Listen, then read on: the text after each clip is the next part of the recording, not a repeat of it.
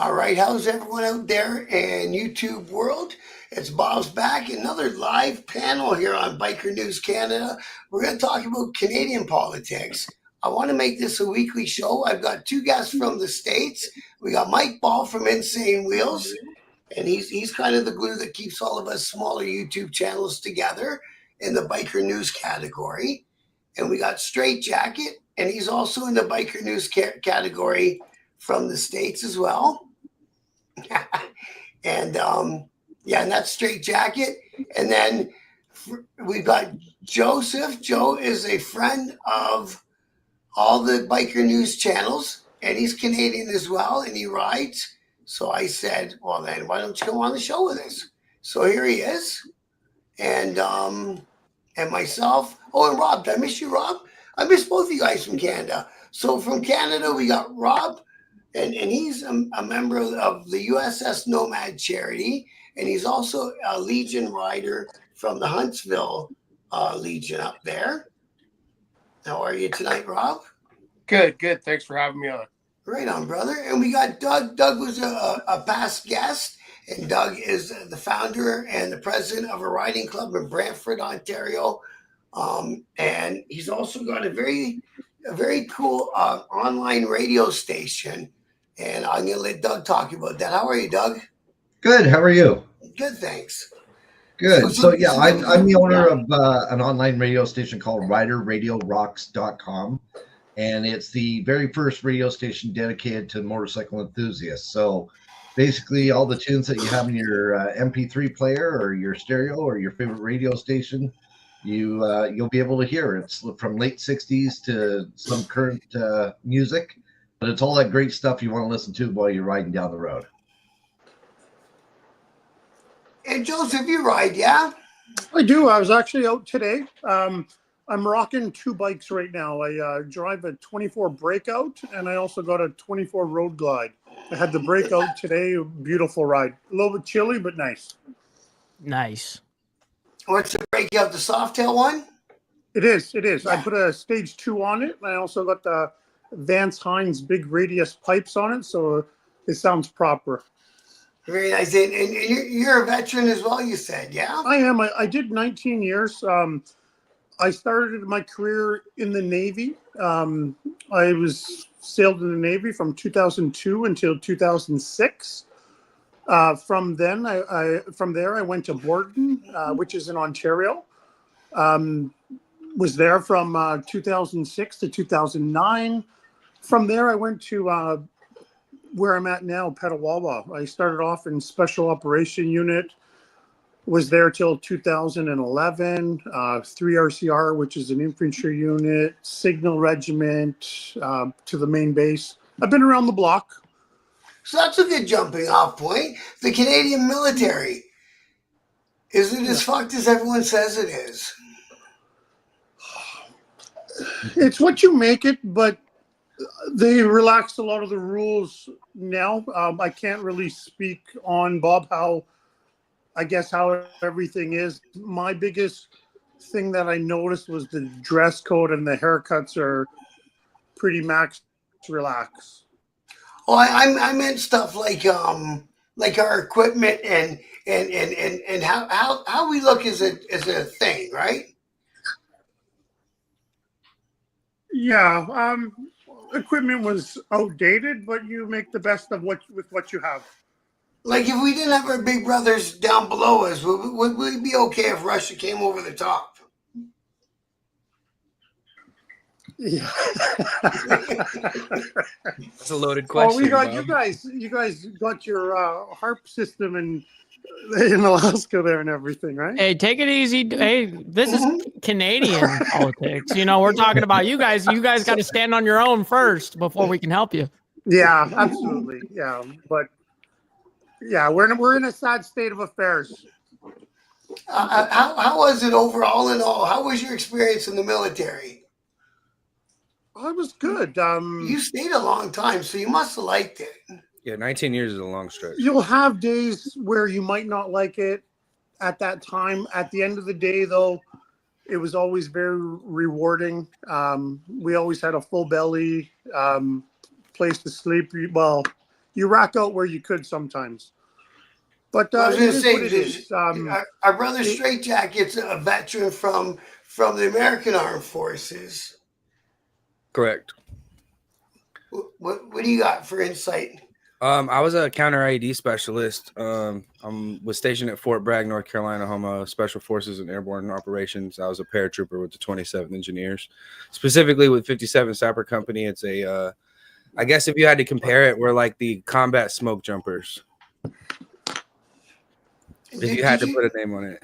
Did you guys ever train? Did you ever train with Canadians? And Joseph, did you ever train with Americans? Absolutely. Hand in hand, Bob. We trained with the Americans, the Brits. When I was in the Navy, we would do, it was called RIMPAC, and that's like global. You do Navy drills with everybody. At the end of the exercise, there's like thousands of Marines storming the island with live fire and ships firing on the island. Just pretty nice to see. Did you get out on any of them straight? No, my experience with the Canadians were just Canadian paratroopers, and they would a lot of the times we would either get on their jumps, and you guys would do the commands, and we would get your foreign jump wings. I missed out on that opportunity personally, but I did get a few jumps with you guys on our jumps, and they were always, high speed guys. I had no complaints, that's for sure. It's badass. So I wanted to talk.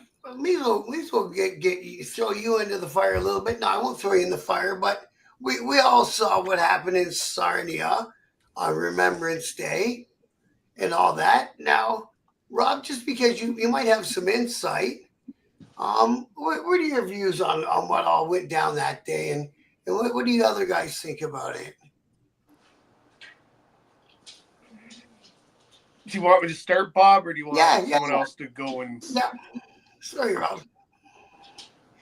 Hey, man, how are you guys? I saw break it down for like everybody else. Who's never seen it. What's that? I was saying break it down for somebody. Oh, my bad. Sorry. Oh yeah. Did you guys all see it? So a member of a 1% motorcycle club in Sarnia, Ontario, was trying to lay a wreath at a wreath laying ceremony, and the police tackled him and got him off the premises, and eventually arrested him and charged him and a female that seemed to be with him. I can't say whether it was his girlfriend or not, so I won't. And of course the press release threw it back on the Legion that the Legion asked for the police to come in and do what they did. Okay. Thank you for breaking that down. Oh yeah, sorry, Stray. I just kind of assumed everyone had seen it, right? Oh hell no! You gotta let everyone know. We get a little arrogant down here. We don't see a lot of stuff. So from the inside looking in, what do you think about all that? I know you weren't there, and it's not your place, but what do you think, Rob? Well, there's a multitude of factors. I saw the video, and I wondered what was going on like everybody else. And so to start, I participated for our Legion as a flag bearer this year.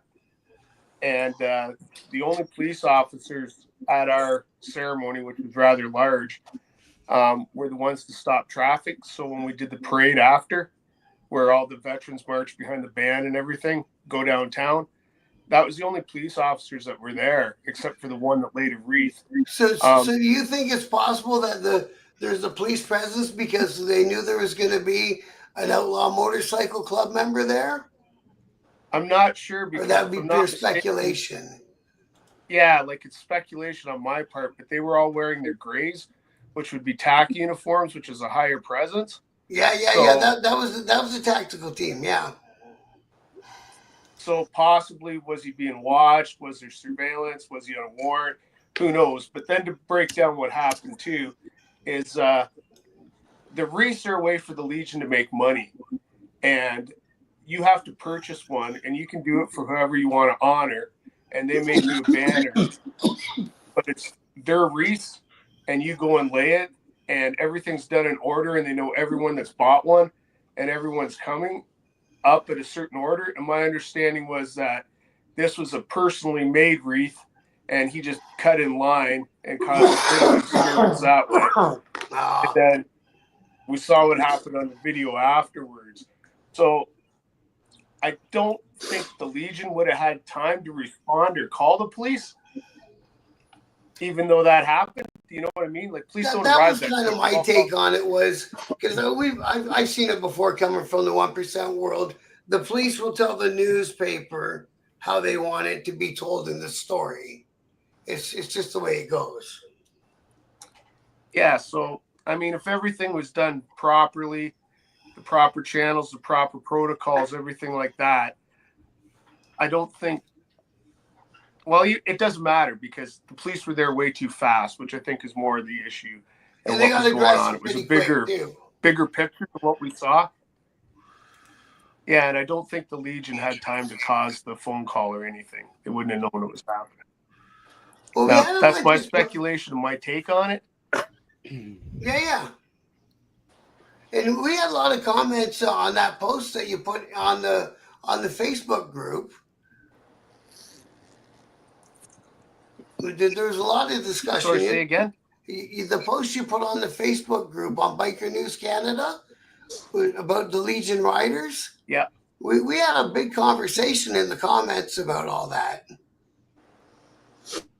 Yeah, like people were contacting saying boycott the Legion Right. and things like that. And so I had made statements about, it's one Legion. But again, now that I've talked through it, I don't think it was possible for them to make the complaint. But I could be wrong. Yeah.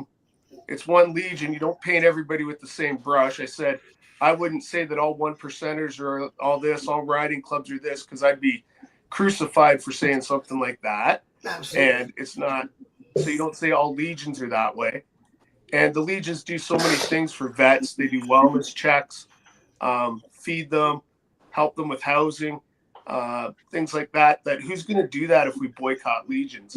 And then the bigger picture is you can never overlook the fact that all 1% motorcycle clubs back when they first formed were formed by veterans. I can say all of them, I think. Yeah.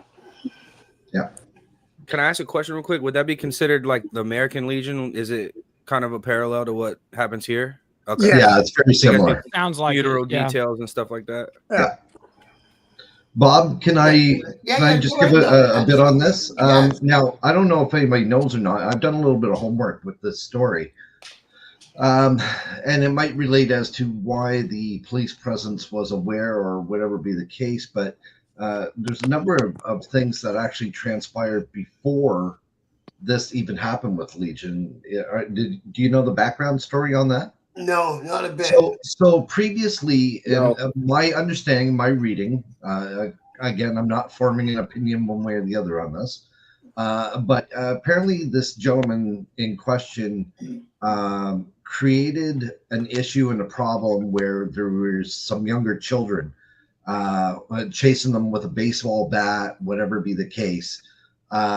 And so he had actually already gone to court and was on probation and had restrictions according to that. And so whether they were keeping an eye on him or he was already on the radar, I don't know, because I'm not, in the area to know, anything more than that. But apparently he was carrying a knife, and that also was a breach of his probation. So he was on paper. Yeah. So as much as it seems like this happened and transpired, yes, he did break protocol. He didn't sign up ahead of time to lay his wreath down. And I'm sure, like you said, had he had followed through the protocol, I'm sure maybe there wouldn't have been this incident or there. But I think that set it off. And I think given the previous history with him and his conditions of probation, he was probably under the watchful eye, just being out of attendance. Sure. In what was going on. So there's a little bit more to the story than just. There's always more to the story. Yeah. Yeah, there's always more to the story. Now there's a good question coming off of the chat. I was hoping that maybe I would steer and get the conversation started, but I'd like to let the chat steer the conversation as much as we can. So Steve Easy gave us a good question, and I've heard it thrown around before, usually by what I call right-wing conspiracy theorists. But have you guys heard, is Canada trying to push a basic universal income plan? You go first on that one, Doug. I would say that under the liberal idea, I think they've already shown that they've tried it. I think they would like to somehow manifest that and make it happen. I think the NDP government would back that as well, because, you know, it's to me, I see the three parties as being, you know, your conservatives pull the purse strings back, the liberals like to spend, and the NDP have lots of great ideas but don't know how to fund it all. And so I think they would like to put it in. I don't think if we get a conservative government next time around, I don't think that will even be of a question. But it may. I think it's definitely on the table, but how far it's extended, I don't know at this point. What do you think, Rob? Have you heard any of that kind of talk? Nah, well, I agree with what Doug said. It's we're gonna change governments. For the U.S. guys on here, our conservative parties, you're Republicans, and your Democrats are liberals. Yeah, I don't know what we have in store coming down. It's new government for sure. We have to. Oh yeah, you know it always cracks me up. They talk about Trudeau like he's the dumbest guy on earth, which in my opinion he's up there. But then they talk about him like a diabolical tyrant who controls everything. Well, you can't be that dumb and control everything at the same time. Sometimes. I think that's it exactly. Right? Sorry, go ahead. Go ahead, Rob. No, I was just going to say that's exactly the picture they paint of him, that he's an idiot, and then he's somehow stifling $500 million into his own charity and looks after all his friends and their businesses and all that, right? So it's not that dumb. So, what do you guys think about him as Canadians? Well, I'm not for Trudeau. Yeah, I don't think anyone in Canada is going to put their hand up and say they're for Trudeau at this point. There might have been a time I would stick my hand up and say I was for the Liberal Party, but that ship has sailed too. So is it going to be much longer that he's going to be in office? Like, what's the deal on that? If general consensus around the country is like, well, no one's in favor for this dude, what's going to happen?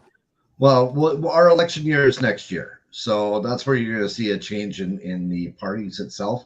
I think if we go back, this is my opinion, but I think it's pretty logical, was back at the time when Trudeau first came in. They tried there. Trudeau, had some reputation coming from his father, who was also a prime minister way back in the day. Yeah. And so he kind of ran off that curtail, and here he was, this young, charming young guy kind of deal. And I think Canada was just looking for change. And I think that's one of the biggest problems right now in North America as a general is it's not necessarily about what the change is. It's just about change. And I think that's what it was. When we voted him in. Here's this young, charming guy that was, going to take over Canada kind of deal. And then, we had another election. And I think at that point where the person running against him just didn't build that party up strong enough, and I think it was easier just to keep the devil that And what's funny? You might get, kind of deal. Harper was doing a good job. Sorry, go ahead. I say, it's funny. Harper was doing an okay job. Nobody liked his personality. And that's what it is. If you're conservative, you're very humdrum. You're not full of personality, and I think that's where Poilievre is a little bit different with this. He's a little bit more excitement to the platform, and that's kind of this whole feeling with at least my feeling on the recent American election was, at least in our perspective from across the border, because not down there and living it. I do have a sister who lives in Texas who has given me some information that way as well. But my formed opinion of the election is it was either you're for Trump or against Trump. And it didn't seem to we'll be get who to the that. other person was. It was just either you're for, like the election was Trump. It was either Trump or not Trump. Trump. Yeah. And kind of the idea of it wasn't what the platforms were. It was either you're for them or against them. And same with up here, it was, it was more of for change than it was really what the issues are that they want to bring to the table. And I hopefully in our politics overall in North America, I hope we get back to that where we can start to understand, the reasons why we're voting that person in rather than just that person. Question: are you guys every 5 years or every 4 years? A max of every 5.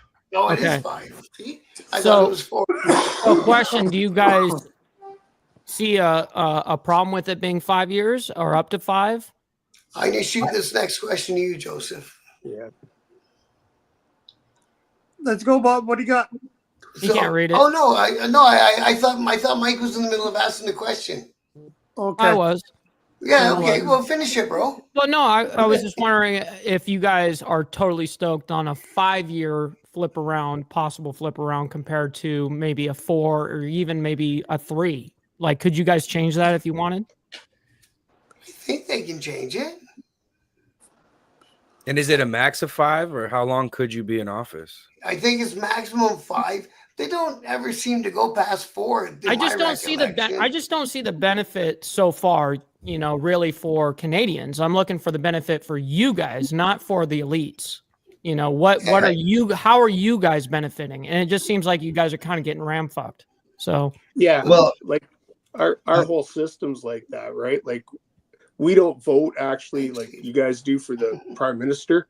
We vote for the guy in our area, and the person with the most party seats is the prime minister, and our Senate is basically just a buddy appointed system where like right now Trudeau's loading it with liberal senators so that they can get rid of any bills that the conservatives will want to put through. And so it's a bad system that way. And to answer your question, 3 years isn't enough to get the job done. 4 years is lots. Yeah, I think 4 is I understand that. Yeah, I think the other thing too, and just in relation to that question, is that like here compared to the States, like you can have the same president for 8 years. Here, as long as you keep voting that person in, they can be in there forever. Yeah, he can run. So there's no limit. He can get a 20-year run. Yeah, just keep going. Yeah, so I personally, I would like to see that change here in Canada. I like that aspect of it. And I like to see term limits across the board. Yeah, and it's just same in America. Even if it stayed the same party, whether it be the Democrats or Republicans or up here, conservatives, liberals, whatever. It should have a rebirth, and I also think there should be a maximum age as well. If the government believes that we should be retiring at 65 or 67, and get they them should out of be the honoring Senate. that same role. Yeah. Hey, that's a good argument. The one question I do have is what's the minimum age for president or whatever you guys call it up there? Is it president or is it prime minister up there? Prime Minister, Mikey. Prime minister. Prime Minister. That sounds dirty. I believe it's 25. Oh, really? Okay, wow. that's Okay. That's like really here in the States, it's 35. It's 35. Yeah. Because we have had members of parliament as young as 19. Yeah. Which is equivalent to kind of like being a senator, if you will. Wow. That's not good. Can I address Steve Easy's question? That's a little about the too concerns early. of Firearms. Yeah, please do, Joe. Yeah, that's a great question. Steve Easy, of course you should be concerned about not having firearms because you're going to rely on, say, the police to protect yourself. They're not around all the time. If you don't have firearms, you're going to have to be counting on other people to maintain like a safe area. So what do you guys think down there? I want to know your guys' opinion on the firearm question, which I'll relay it again. I'm going up. Sorry, hold on. Yeah, it's way up. Yeah. Yeah, give me a second. But regarding your guys' firearms, basically, is how do you guys feel with basically not having the right to bear arms at all? Right here. There it is. Is anyone on this panel from Canada concerned that you lost basically all your rights to own firearms? You don't lose all your rights. If you're a responsible gun owner, you don't have a criminal record, like a violent record, you're allowed to have certain rifles. If you have restricted weapons, you'll need another permit. You can't carry concealed weapons. Yeah, they're a lot more stricter. But what are the rates of violent crimes here to say Canada compared to the States? I don't know. Well, here's the comparison there. Here's the capita. difference, real quick, just to put in perspective. You've got, I'll give you guys an extra number. Let's just say you guys have 40 million people there. Truth is, we have 370 million. You know, that's, Yeah, that's a I can do a per humongous capita population. search. You're going to have a humongous, anytime you have population, you have crime. Just is what it is. Yeah. High population equals high crime. Well, and here's Absolutely. another thing: people, even if they make them all illegal, criminals don't follow laws. No. So the only person the laws affect are law-abiding citizens. Exactly. And then you guys, I heard this to be something, the truth. Like, let's say you can have certain rifles, like you said, Joseph, but you can only have like a 22 or something like that, or 22 caliber. If it looks anything could be military on it, if it looks mean, then it's restricted. Okay, so you can basically have like hunting rifles, quote unquote. Yes. You know, I get you. So there's our answer. The per capita in Canada is 0.28, and it's 4.05 in the U.S. Yep, absolutely. And those are only I heard that there's enough guns for at least every person in the United States. That's so many guns. Yes, there's more guns and firearms people here in the United States than there are people. Yes. And most people own way more than one. Yeah, like some people, 20, 30 is normal. So that I'll throw that back out. So in Canada, I don't think you could you could stockpile. Like, it's 100% illegal to stockpile ammunition here. I don't know what the count is for rifles or pistols. I don't know, but I know it's illegal to stockpile ammunition. I got 10,000 rounds Easy, right here. 10,000 just sitting right there. And that's just the starting point. Yeah, that's 10,000 is the bare minimum, baby. Yeah. So both of you own your own firearm. Is that correct? Absolutely. Correct. Okay. Now I the do not question own being any is firearms. why do you have it? To protect myself and my family, 100%. Hold on. Let me answer that, Mike. Go ahead. So in our Second Amendment was not granted for personal protection. It was protection against a tyrannical government, point blank, period. And that's scary to talk about here, but that's exactly what it's for. Right. So real quick on that, So essentially, what I've always said on my show, in our situation down here in the United States, we very much look at it as, if you don't have a Second Amendment, you don't have a First Amendment. You have no freedom of speech. You have nothing without it. The only right you have is from force. How much can you force the situation, right? And so that's what it basically comes down to. So, for instance, let's say you guys have freedom of speech up there. Well, what's the government to do when they just say, you thought you had that? Here it goes. What are you going to do about it now? Right. And also freedom to trade. Like here in Texas, if you come to Texas and you live here, I can just give you a gun. There's no questions asked. There's nothing illegal about it.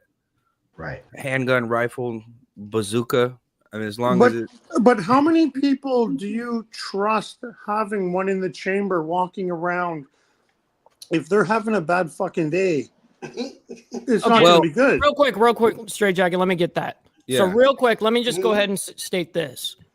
when everyone knows that everyone else around them has something Is on carrying, them, then they're going to act properly. people just I agree. really get respectful. It's really odd, but people all of a sudden start acting a little right. They go, you know what? Maybe I shouldn't act like an asshole. You can see that in the difference between traveling here in Texas and traveling in California. People are a little 100%. bit more ballsy in California. Here in Texas, they'll look the other way. An armed Right. society is a polite society. I think Samuel Colt said, God made man. Samuel Colt made man equal. Good. Okay. Cheers to that. I Just think- opened another Yeah, one. drink to that. Yeah. I Cheers think, to I that. think just to America. just to go with that, I think it's part of that mindset. I think which is the difference between one side of the border and the other side is Americans in general have that same sentiment where you protect your family, you protect your loved ones. That's the reasons of having your firearms. Where I think in Canada, we don't have that mindset. We don't have the mindset of worrying about somebody's going to hurt us. I I think think No, we don't. We I don't. think that Like, comes from we the we way our don't go country's- into a bar and think we might get shot when we go out that night. Never. Right. Never, Right. never. And that's what I'm saying. I think that's what the biggest difference is between the two. Because as you said, being in California, the mindset is different because the laws are different, being the case. But I mean, I'm sure that we would be different if Yeah, we all knew that every single person in our block absolutely. could walk out the door Yeah. with a gun. Yeah, I think the mentality would be We got a different good as well. comment here from the chat too. The way our laws are in Canada, that if we did use a firearm to protect ourselves, we'd be the ones getting charged. You'd get That charged happens no in matter what. California. Yeah. Yeah. California is like too. that. So it's usually get charged, and then you have to go through the court system and get proven. Yes, you you have have to prove your self-defense. innocence Yeah. on that Yeah. side. Yes, 100%. And I grew up, I just moved out of California. I was there for my whole entire Your life life. up until 4 months ago, right? So 29 years of my life, grew up, born and raised there. And yeah, it's brutal there because of the lax laws. Yeah. But And I always carried it's the same illegally here. there. It's the same here for that law. For if you're in your house protecting yourself or your family, it'd be the same here. You get It's charged. just a ton of bureaucratic And you have bullshit. to It's go just red through- tape. It takes 2 years to get to trial and about 20 grand to beat the charge, right? Yeah, that bare minimum. Yeah. Yeah. But yeah, Bob, that's- if you take a look at even with our laws that are here, and you take a look at how they have been stripping back the availability and us being able to have the guns, is that if we take a look at the overall discipline and structure of the law and those being charged, it's not those who have the firearms license here. Never. It's those that are the illegal It's weapons the that are ones that hidden don't and not care registered. anyway. They Yes, don't Yeah, care. when was the last time that you heard of somebody breaking into somebody's house and the hunter went and grabbed his rifle and shot the guy? It doesn't happen. But It's it- just not. I would like to see what the numbers are for registered versus non-registered and who We'll come got back to charged. that, Steve. Well, to put it in Yeah. perspective, yesterday at the store, I was shopping at Walmart, and I met a guy. He pulled up in a Duramax, and he had these big old Trump flags in the back of his truck. And I don't condone open carry. I think it's the dumbest thing you can ever do. But you'll never catch me in public without a gun on me. I wear gym shorts most of the time, and that drawstring's perfect. It does the job. Yeah. And I saw him. He had his little XD clipped onto his pants. And I said, hey, nice truck. I like your flags. And he goes, yeah, yesterday I had to use my gun. I said, what? Being from California originally, like if you shoot somebody, you're going through a problem. You're never going to see that gun again. This guy Yep. had the gun he shot somebody with the day before on his hip legally. Oh And he my! told me that story. He said they tried to run me down because they hated my Trump flags, and I shot him through my window. And I'm Holy- like, and you still got the gun? Wow. That's Texas for you. Wow. Yeah, California, that would be long gone. You would never see it again. It's Yep. gone. It's deleted. Unbelievable. Wow. Well, now they're all printing guns on 3D printers. And it's legal here. Are they? Holy Oh, yeah. Christ, eh? Yeah, Yeah, it's completely same- legal same to here. make your own firearm. Yeah, you can do it here too. But all that they did by prohibiting handguns is made a black market for handguns. That's true. But here's the Yeah. thing. My perspective is like, for instance, I have 3 daughters and 4 sons. And if you call the cops anywhere in America, it's going to take them an average 20 minutes to show up. Yeah. 20 minutes, I can do a lot to you. Yeah, I Oh, don't care. geez, You can give me a woman twice my size, I can still whoop her ass. So the only thing that Where makes you us at, equal dog? is that firearm. You know what I mean? And yeah, the phone call is not going to cut it right there. It just seems But like in my worldview Yeah, that you guys rely on like the government too much. I agree, but I think that comes from the way your guys' country was born. I'm not too privy on that, but I Me know that the neither. way our country was born, it was born out of necessity. Well, So see, every man in 1776 had a rifle and used it. we still got to defer back to the king before our shit becomes real. The king's got to say, yeah, it's okay. Mm. Yeah, I think that's the difference between our culture. The way our country was born, it was just born out of savagery. We just needed it. I think us and Australia are the last two countries on the globe that still defer back to the king, to the monarchy. I didn't know they were a monarchy down there. Well, they're like Canada. So England sent a bunch of people over here, and they made Canada out of it, and worked with the French and fought with the French and worked with the French and ended up with Canada. And Australia, they loaded up a bunch of criminals on a bunch of boats and sent them that way, and they made Australia. But but they were both started by the British Crown, which is crazy. Yeah. So do you guys still have those ties essentially or no? Yeah. Yes. Okay, so do you guys see if that were to be pulled out of your guys' politics, if that would change anything? No. It wouldn't. No. It's No, just I a think fancy title at this point. Yeah. Yeah. Yeah. I honestly think with now having King Charles there and the legacy that's going on with William, his son, Prince William, I think that's where a lot of society is going to make a change with the monarch, because he has adamantly said that the monarch needs to get smaller. And I think that's what it is. I think you're going to see a lot more humanitarian work when Prince William takes over as king, as opposed to the actual monarch status and England ruling this and England ruling that. I think that's where that change is going to come from. So one thing I wanted to touch on tonight was the Canadian, I think you guys have in the States too, we're in the middle of a housing shortage, which is, unfathomable to me. But let's face it, if you're a developer and you buy a chunk of land and you can put this many houses on it, are you going to build a bunch of $500,000 houses, or are you going to build a bunch of $1 million houses? So you can't put it on the developer because he's going to squeeze his profits, because that's capitalism, right? Are you guys capitalist up there? I guess so. They say we are. The dollar still rules the roost. Yeah. So, and the other thing about it is, if we did pick up the housing again, is our middle class would get reborn again with all the trades getting back to work.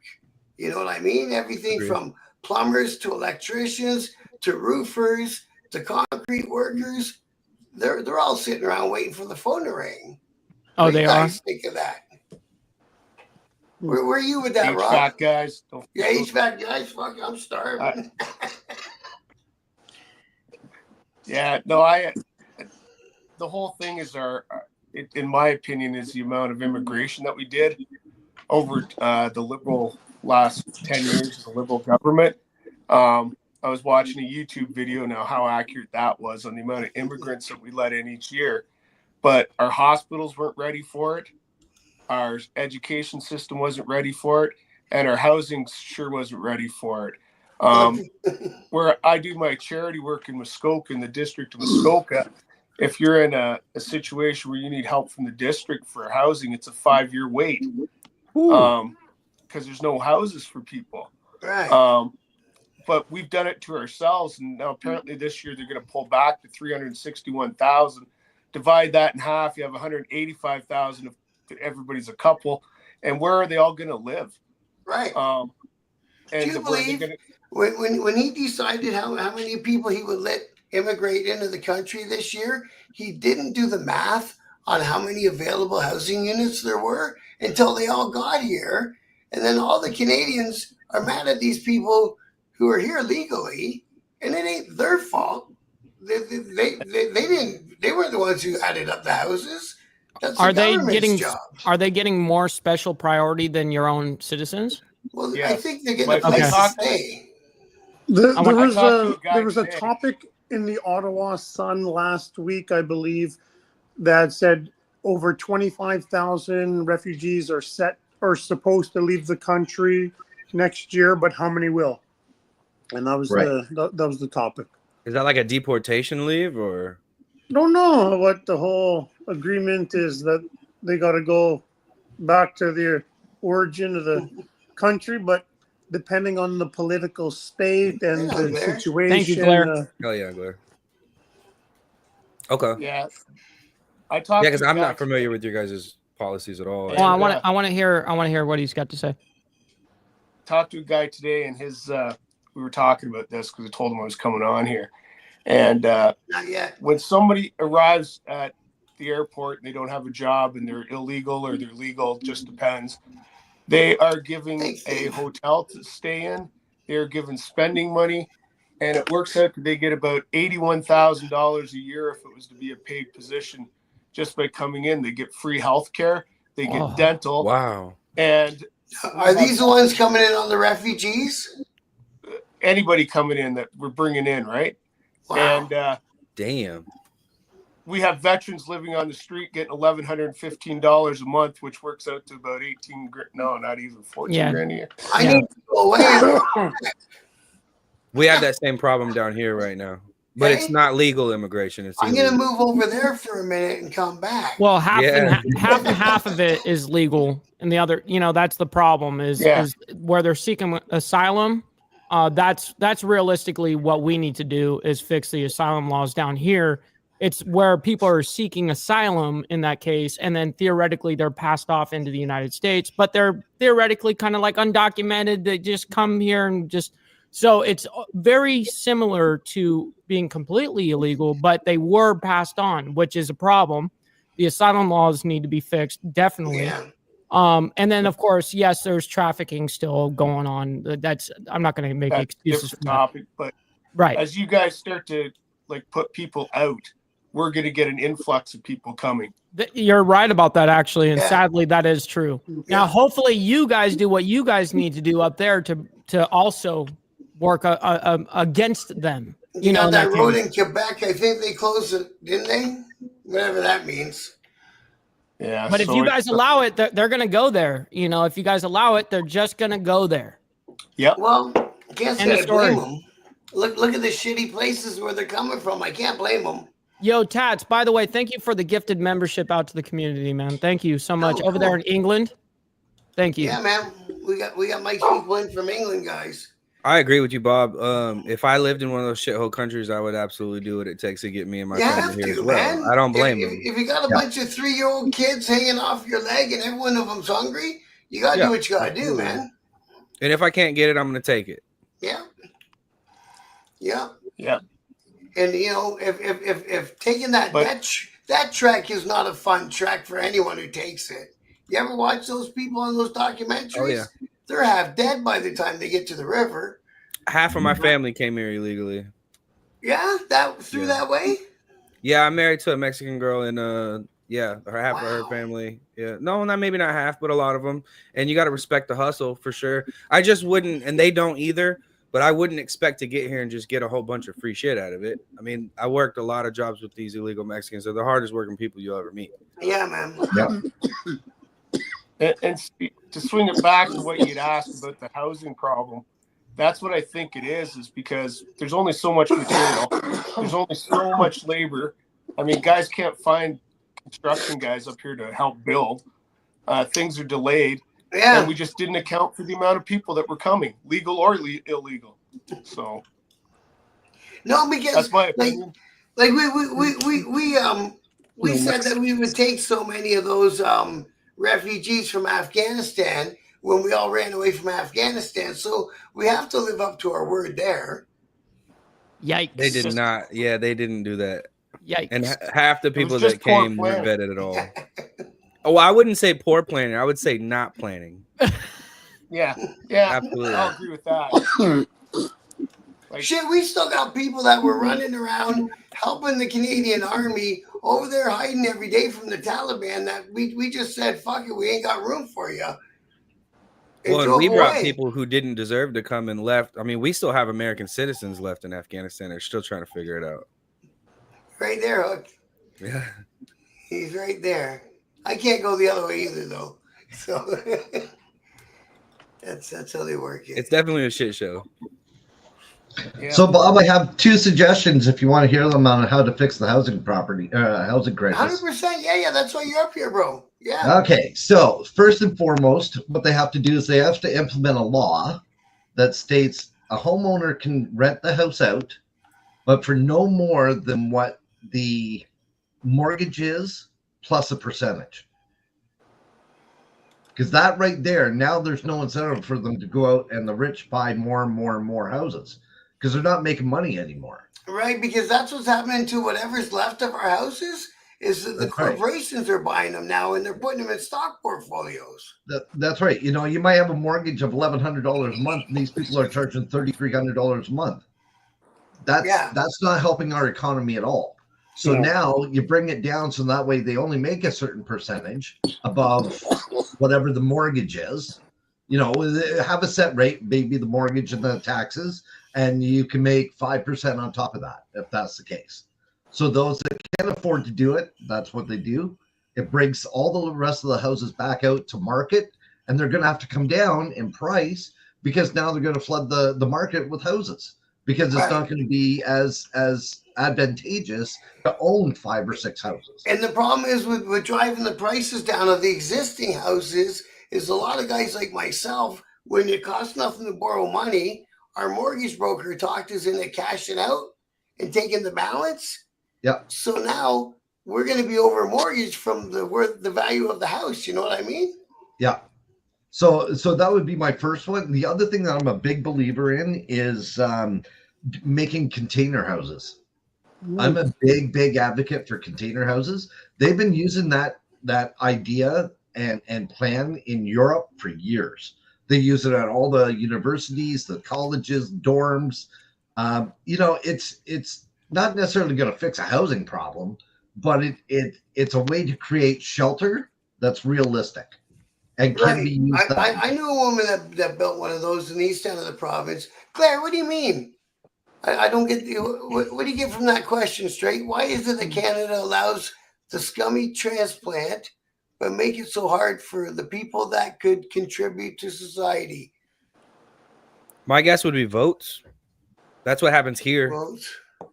See, when they bring over people, unfortunately, I was looking at all these graphs, and they're showing all the countries that were letting their people emigrate here.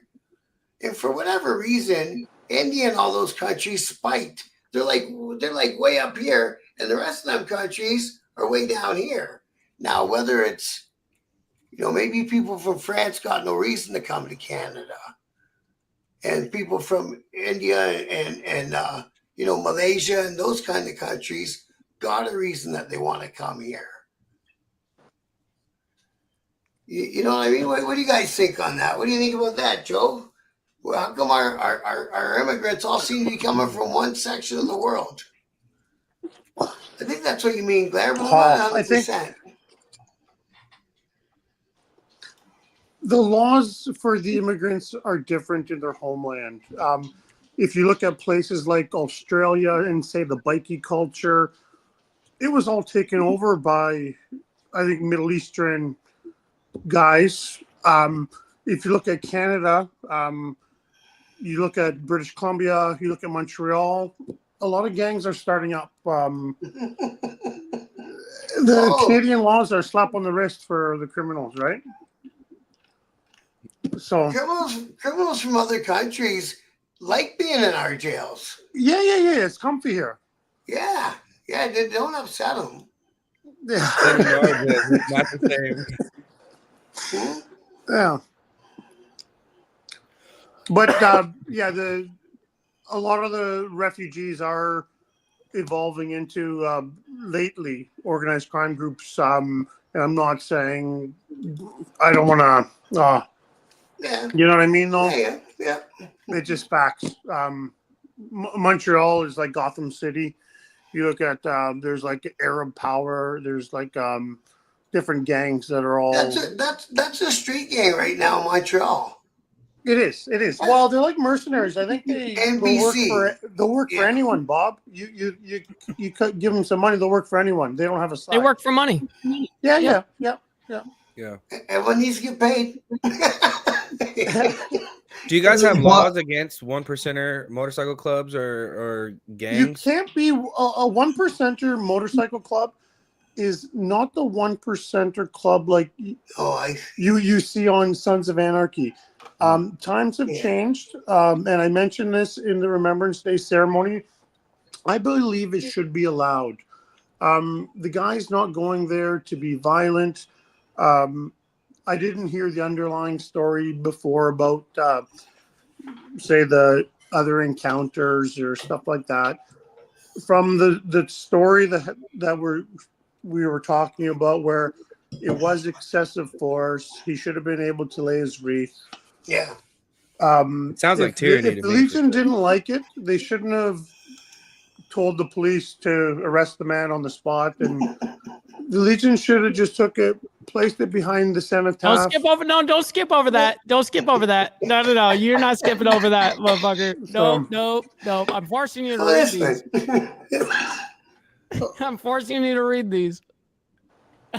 He's coughing up a lung over there. He can't. But is it illegal? Like, do they have laws against 1%er clubs? So it's illegal to belong to a 1% organization, yes, because they are deemed a criminal organization by the government. So yes, it's pretty much illegal, I think, to even belong to a club. The good thing is about that is no court has ever said that any motorcycle club in Canada is a criminal organization.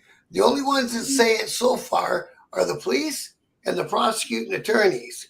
But the judge hasn't banged his gavel and said that that club there is a criminal organization on any club in Canada. Interesting. Yeah. Bob, I'm gonna disagree because all 1%er clubs in Canada are treated like that. Right. So regardless what you say about the law but if that's how. Well, it makes a difference in the courtroom. Treated. Oh yeah, that's how they're treated. 100%. That's how they're treated. Give me a second. How do we do these, Mike? Just write them off. So you got Tats for £2. Yep. To all in the chat. Great show, by the way. Thank you, Tats. It's like $9 in US. Yeah, we got Proper Penguin. And like $30 in Canadian money. He wants me to chant USA number one. All right. That's Yeah. Stay proud, Bob. Stay proud. Good job. Someone get this man. Someone clip it. Where are we? Laura. Yeah, in Canada, 1% clubs are highly profiled.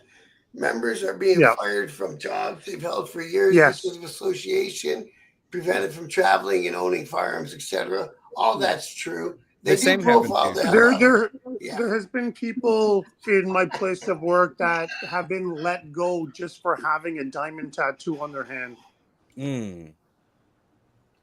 So the same does happen here. Just to my knowledge, there's not really a law against it. I know it's illegal to be a part of a street gang, but like it's kind of like in some countries you can go take a P test if you fail for marijuana. That's considered possession, whereas in the United States it's not the same. So it's kind of like the same thing. Like it's whatever actions you take are going to be tied to that. And maybe like in California, if you're in a gang and you commit a crime, it's enhanced because of your gang. Yep. It depends on the state.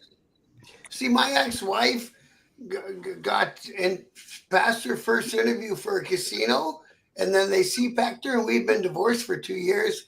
And they said, don't even, you're wasting your time. We're not going to hire you. Because she was married to you at one point? Yep. Wow. Because the casinos up here are all over. I think it's like. Go ahead. I think it's what you said. You can belong to whatever you want. You can be in a 1%er group. You can be in a street gang. You may not do anything wrong. You just belong to that group.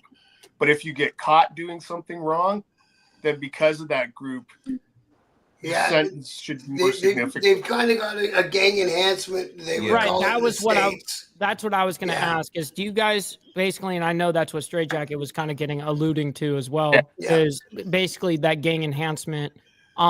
Is it the same thing for street gangs as it would be, or has it even been charged in court for you guys for like motorcycle clubs? Yeah, so what they do is they need a felony to hang it off of, and then I think it's 6 people, and then they hang you with another felony charge called being a member of organized crime, the organized crime law, and it's got a potential to add 7 years to your sentence.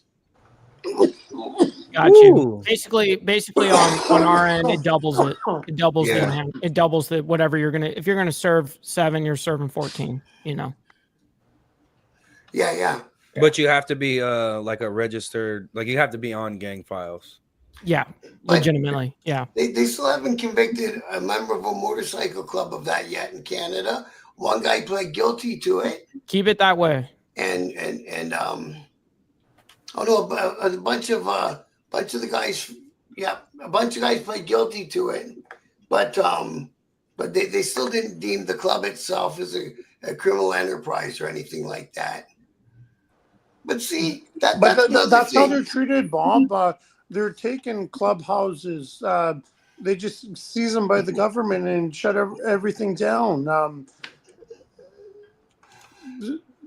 Yeah. Yeah, I mean, it's unfortunate with in the case of the government being able to just take whatever it wants at any given moment. And it seems like that we deal with that here in the States all the time. You know, the government, the feds come in and they just go, yeah, you think this is yours? That's a social construct. You thought it was yours. Now it's ours. And it's definitely a bully tactic, and hence what I've seen, because I reported on Biker News for quite a long time as well.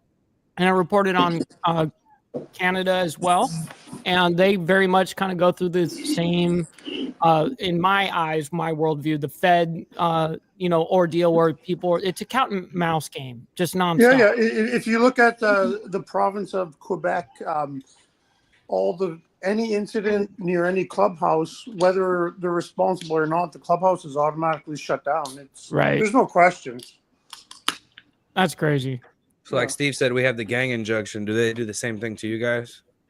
Like you say, that 7 years one for the being a member of organized crime. They only got one type of enhancement. That's why the HA is bowing to the BFM, because the law is going to shut down the HA. No matter where the BFM shows up at, the HA is going to catch it right now, right?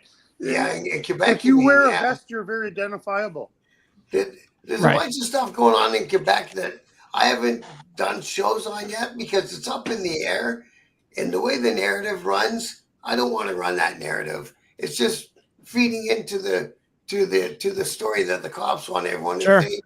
And I'm trying to get my channel to get everyone to not think like that anymore. You know what That's I mean? fair. That's fair. Yeah. Now, I think there's a comment that just went by me there. Somebody said about the RICO laws. I think that's what it is here, where it's like proceeds of crime, RICO, where that's how they seize the stuff. So if Bob and I were selling, I don't know, anything, and they found out that it was illegal and we made some money off it, they could seize all our shit because we made $20 and charge it under essentially RICO, the same thing, whatever the equivalent is. And like income tax evasion stuff, like it's all just. Thanks for coming. Well, here it can get even dirtier. So, like, for instance, if you're with your club and you snatch the colors off of an unrecognized club, there's a few. That's a big thing now, where you get possession of stolen property, and depending on how you take it, it's probably not going to be willingly. Like you're looking at a lot of jail time just for snatching someone's colors. Yeah, that immediately goes straight to robbery. I mean, an armed robbery if you have a weapon. Yeah. You can't be patch policing. A lot of guys will say that's what we got, Hank. We still have a lot of that here too, though. Yeah. See, that's what we got in Canada. That you guys have the Constitution, and ours is more the Charter of Rights. Isn't that right? Is that right, Doug? Yes, it is. Yeah. Go. So we nobody ever wrote us a constitution. Well, we have one, but again, it goes back to the king for deferment anyway. So what someone, protects that the document? king, What the British Army has to protect us. the British Army? Yep. Mm. So let's just say your government got tyrannical. Is the Brits going to come fight the government for you? They should. They beat him up pretty quick.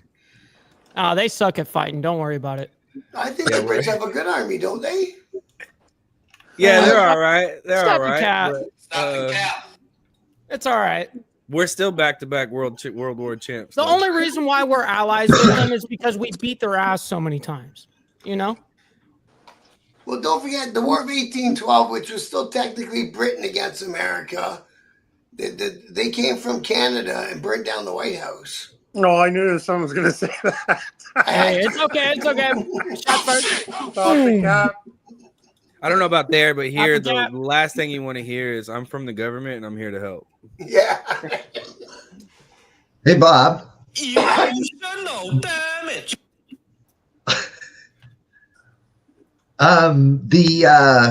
The Canadian Charter of Rights and Freedoms of 1982 is part of the Canadian Constitution.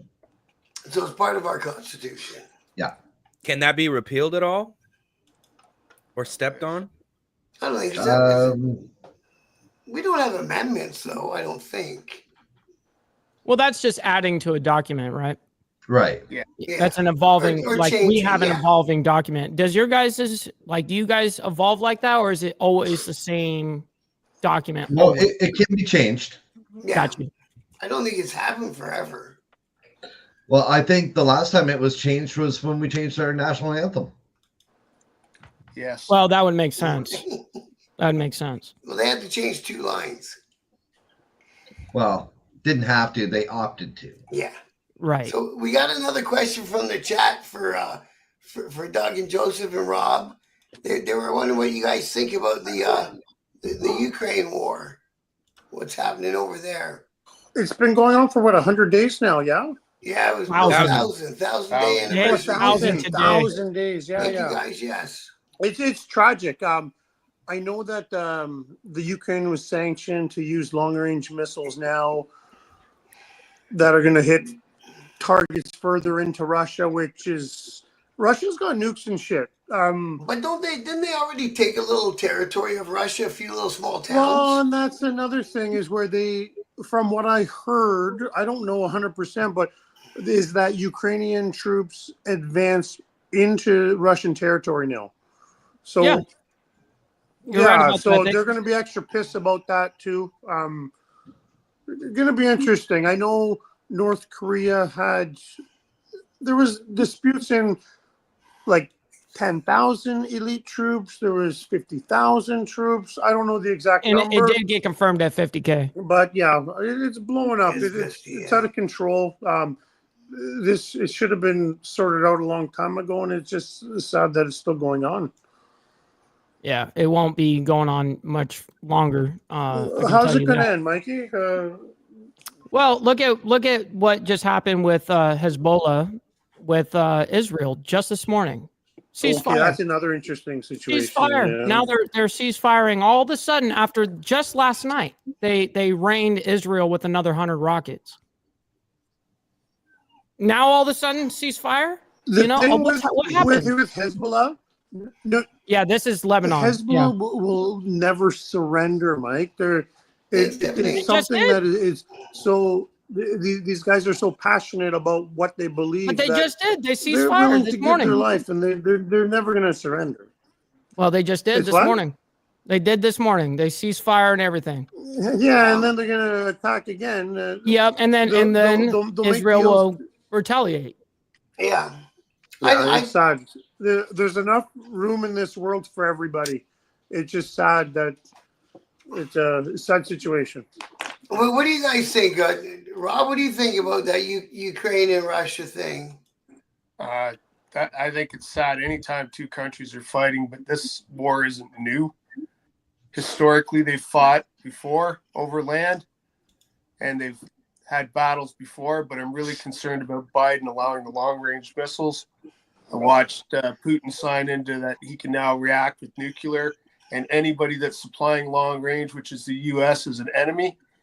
And as far as I'm concerned, what do you call it? He's a lame duck because he's out. Laying duck or sitting duck. There we go. Yeah, 60 days. Why are you doing that? Like, I Oh, don't yeah, want he my just wants kids to going spark it up war now. over something stupid. Yeah. Like, I don't want my kids having to enlist to fight a war that we shouldn't be in. Thanks, Papa. But that's my opinion on it. It's sad. It's tragic. You can play all the moral codes, but it just shouldn't happen. Like, you keep fighting over the same things. And it's the same with the other, you know, we got Iran, Iraq, and different places. And my brother was there in 1979. Like, and then it stops, then it starts, then it stops. So it's wrong. But that's my 2 cents worth. Where are you at? Yeah, with all that, Doug? I agree with you as well. I think it's any two countries. I mean, then we got North Korea, South Korea. I mean, there's always and it's over history. I mean, we've always had conflicts here, conflicts Proxy there. wars. Yeah. Obviously you rub back and forth. I mean, North America has been probably the most blessed. I mean, Canada and the United States. Well, I guess Civil War as well, though. I guess if you look at it that way, right? So yeah, I mean, it's tragic. I'm very, very interested to see what difference it's going to make when President Trump does get in. Hopefully he's a man of his word and he can put an end to it, whether it's a magic wand or whatever it is that he does. But I also think one of these things that could stop these issues, like with Biden going in now saying they can use the long range, is at least here in Canada, is that if we're going to have an election, then the House of Commons gets shut down, and there's no laws to be passed. There's no decisions to be made. I think the same thing should happen in the case where Biden is out, or the Democratic Party is out, and nobody until Trump goes to power. There's no decisions to be had. It's a transitional period. Because It this should is be that way. what can happen is they can go in and say, okay, we're going to do this, we're going to do this, we're going to do this, and get all this crap in there, which just makes it harder for the next party to come in and have to try and clean up. They're doing that right now in the United States with Supreme Court justices, with the judges right now. They're doing that right this second. And it's like, that's try to put a halt to it. Like, hey, everyone wait until after inauguration at this point. You know what I mean? Like you got everything you needed, what the things that you wanted to decide, what you're trying to decide right now is going to control the next 4, 8, 10 years. Right. Don't do that decision at the very fucking last second. Like, to me, that's grimy. This happens every time, though. You had Mike, 4 years, you had 8 years to do it. So, if you can't do it then, you're not doing it in the last 60 days. That's just the way it is. That's how it always is. Where if the U.S. went to war, that the Democrats could keep power? No. Well, so somebody threw that Depends around on the in war. the conversation, exactly, because that is the time where you don't change leadership. Is that time's a war? Right, but it would depend on which war, you know, whichever is popular to the Dems at that point. I could be wrong, but I don't think it's necessarily war as much as it is like crazy political unrest. Like if we had like BLM times 1,000, maybe. I don't even think you're right. BLM's still a thing, are they? Yeah. Are they they? are. Yeah, kind of. They kind of got. They got smoked. I mean, they're underground now, just like any other. Other organizations. They drove them underground. Yeah, they're all underground now. See, that's worse. They should have left them out where they could keep an eye on them. Yep. Well, they didn't get ran underground legally. They got ran underground, I guess, socially, because people figured out who they were and what they stood for. But once you go underground, you start doing underground shit. Yeah, it's true. Well, as the IRA, you know what I mean? All this underground stuff. Were you guys talking about the Diddy case? Stop the cap. Stop the cap. Easy, guys. No Diddy. No Diddy, though. Hey, now that Diddy's gone, we got all our baby oil back. Yeah.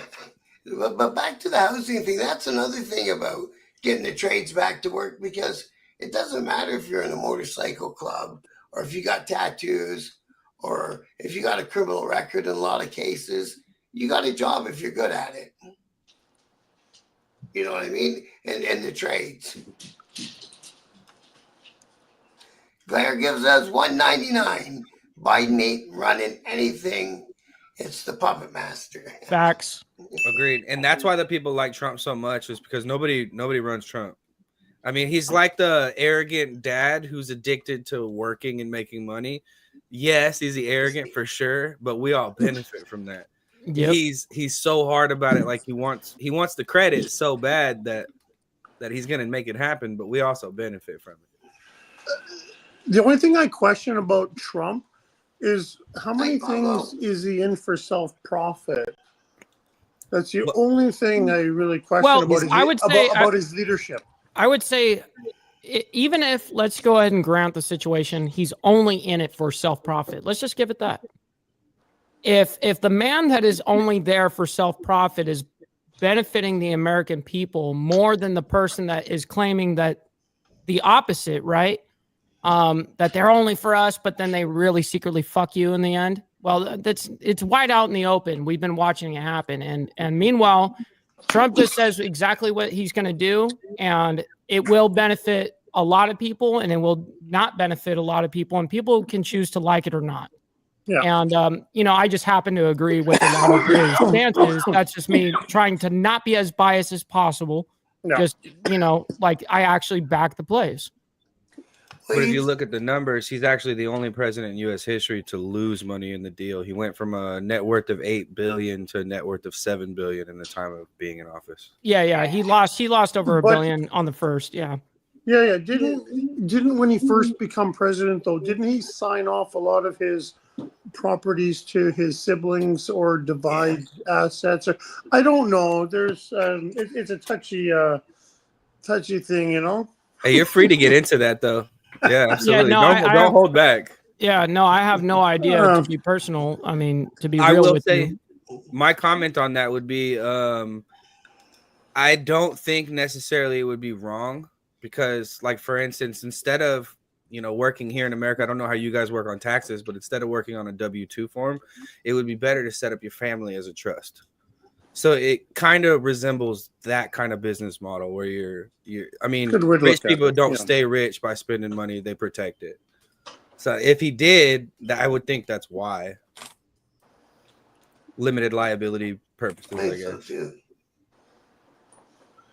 Now, my question for you guys is down south is, so say, to jump off the previous question, Trump does go in and he ends the wars in the Ukraine and Russia.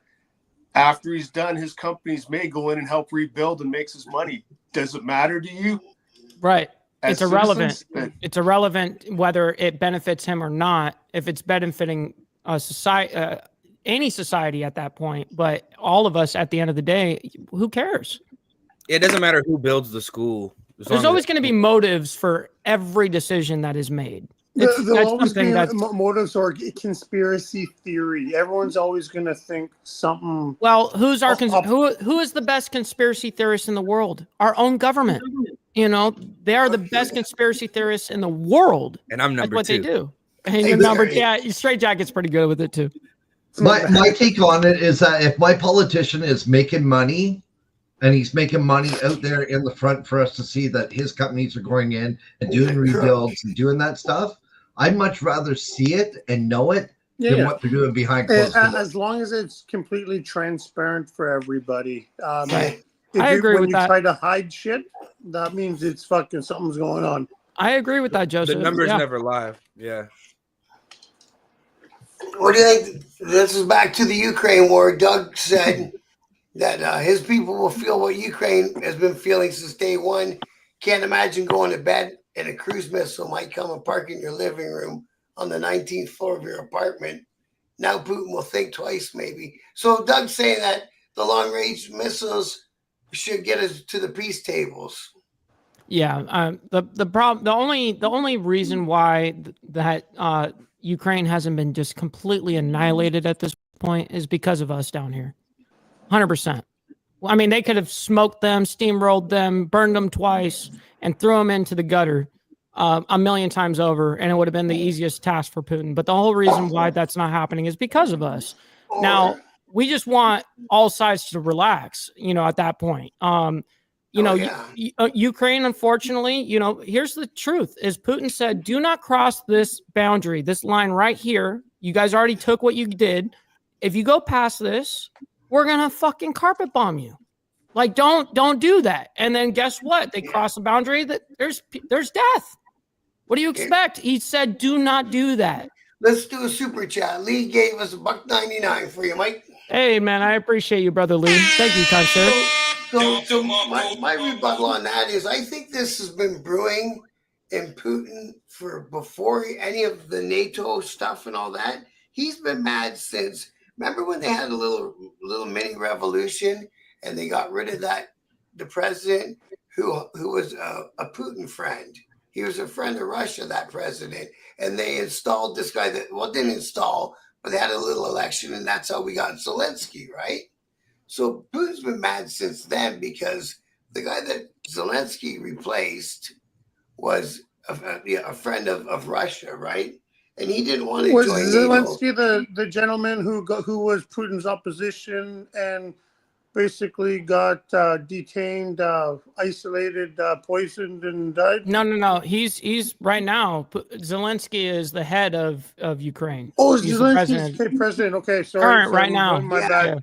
My bad. So- Weird fact about that though is Zelensky actually, like, imagine Sons of Anarchy on a World War scale.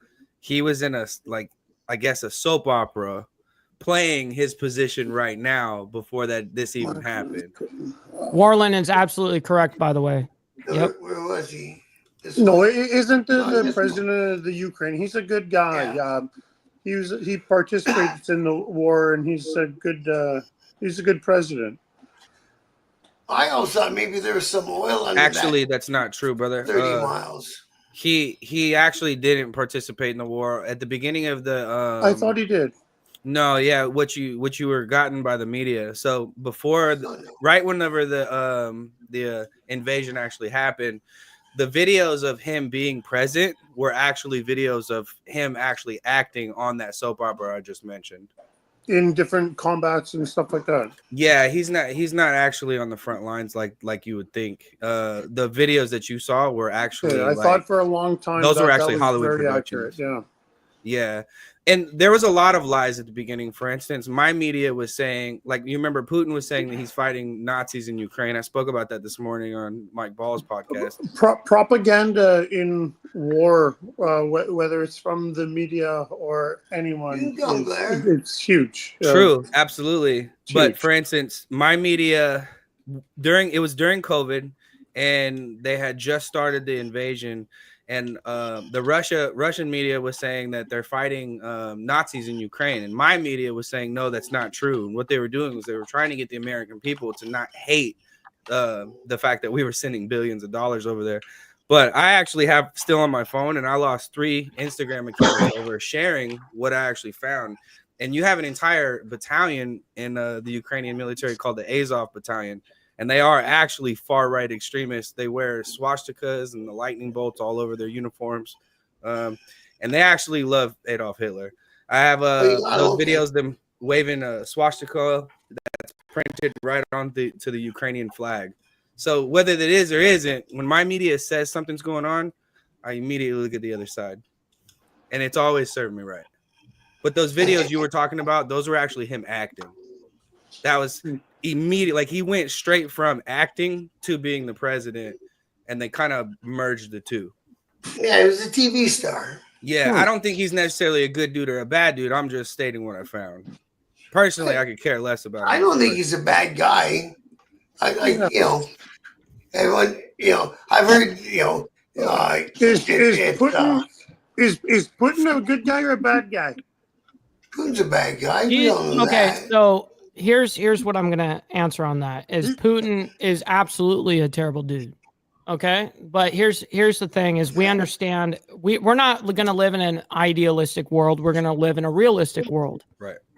Unfortunately, we have to deal with him. He is a powerhouse, and he's a nationalist, kind of like how believe it or not, how I view the world, I think it should be America versus fucking everybody. Fuck everyone else.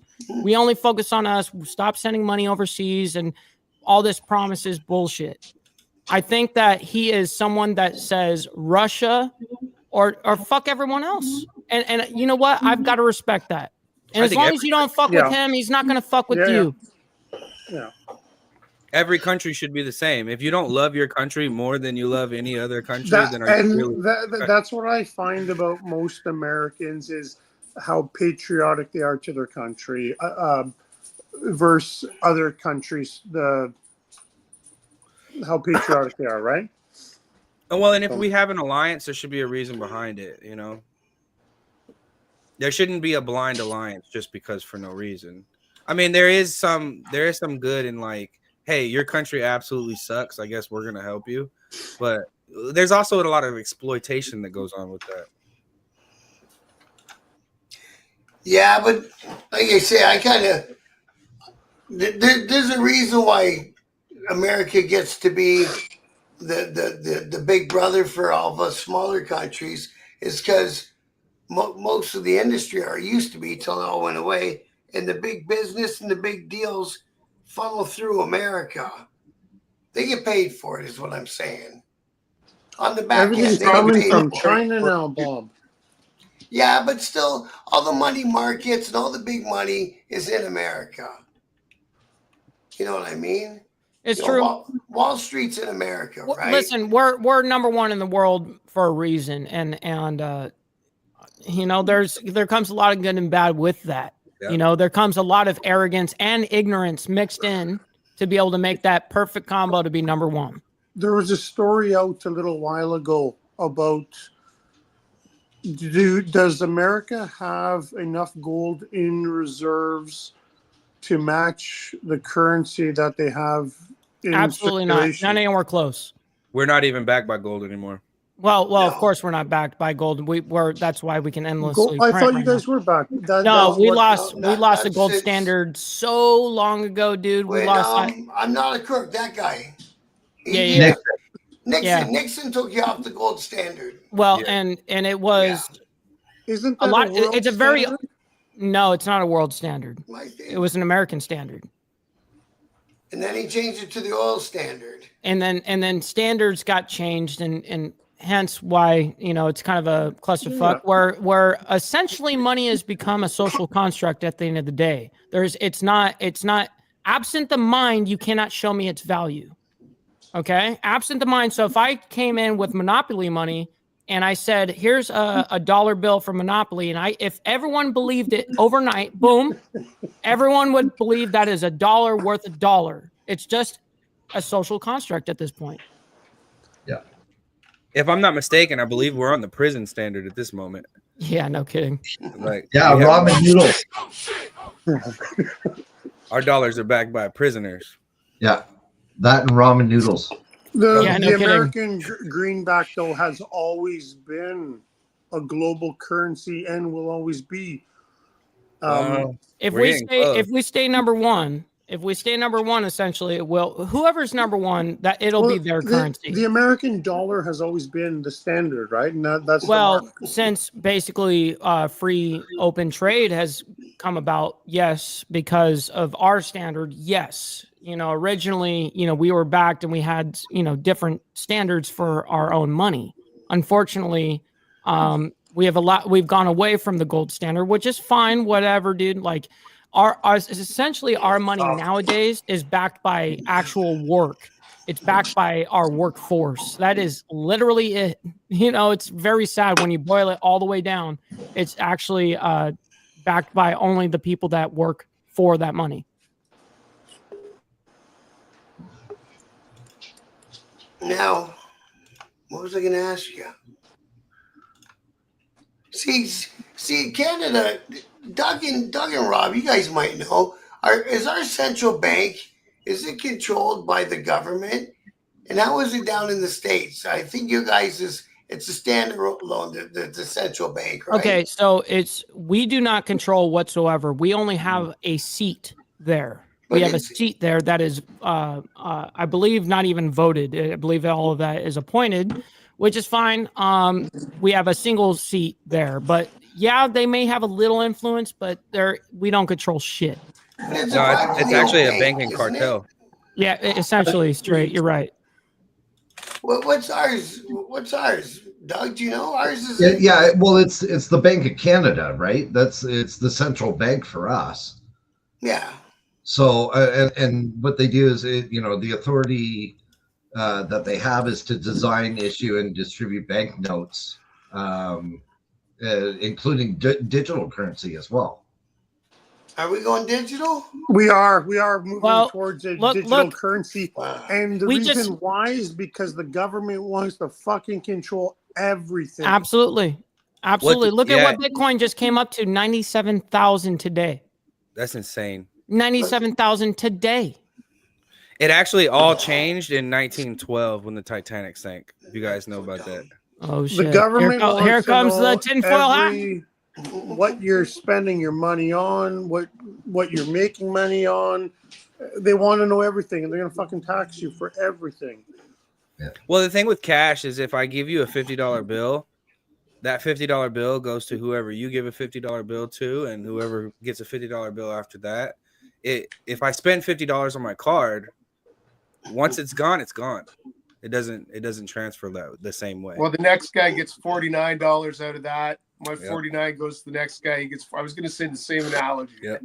Yeah. So. They're trying to get rid of cash. That's why we got Cash App. Everyone thinks it's great. It's not great. Yeah.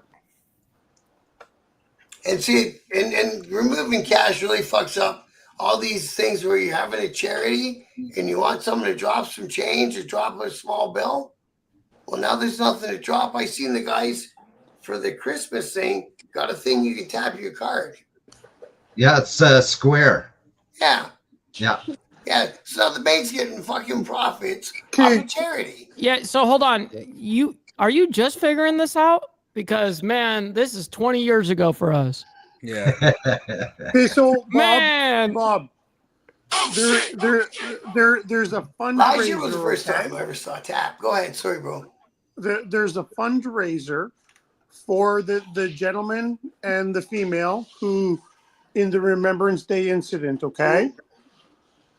I wanted to donate to this fund on, I think it's a GoFundMe page. I'm afraid that if I do a transaction electronically, that could be traced back to I'm supporting a fucking terrorist group, basically, because that's what they basically label them in Canada, and I could have frozen assets. So that's what stops me from donating or whatever, right? Electronically. They still got people that bring up what happened with the truckers. Now, what do you guys think, Doug and Rob, about what happened with the truckers up there? I think they were dummies for sitting there honking their horns, but I don't think you can freeze people's bank accounts. No. That was insane watching that happen from here. Yeah, it was. I think we should run the trucks up there again. Oh, yeah. There were bank accounts. And let's bring the Americans with us. Hey, we've always been down for that, brother. The thing Just is, so you guys with know. the Freedom Convoy, if you supported them financially and it showed on your bank record, you'd get frozen, right? Like, yeah, that's insane. Yeah. Well, they froze up the bank account where all the donations were going into, so they would have bail money for these people because they knew they were going to get arrested, the leaders, right? So then they froze their accounts, so then they couldn't buy no more fuel and no more food.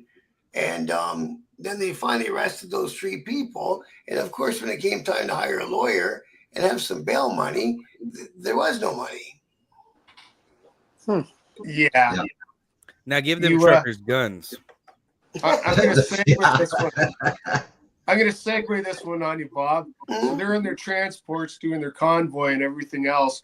But out in Vancouver, we get a group burning Canadian flags yelling, "Die Canada, die America, over the same die thing?" this," and nothing happens. They don't get arrested. Yeah, there's no emergency act for that, right?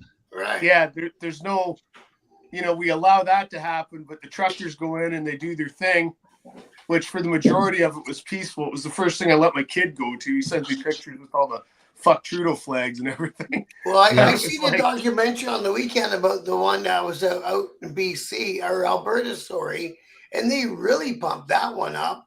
They said they found a whole bunch of like hunting rifles and shit, and some guy's trailer 10 miles away from it, but they all got charged. Yeah, The one but guy caught Bob, 6 years. Bob, I did watch a thing on that. A lot of the rifles and stuff that they did find The Jackson. were supposedly planted there.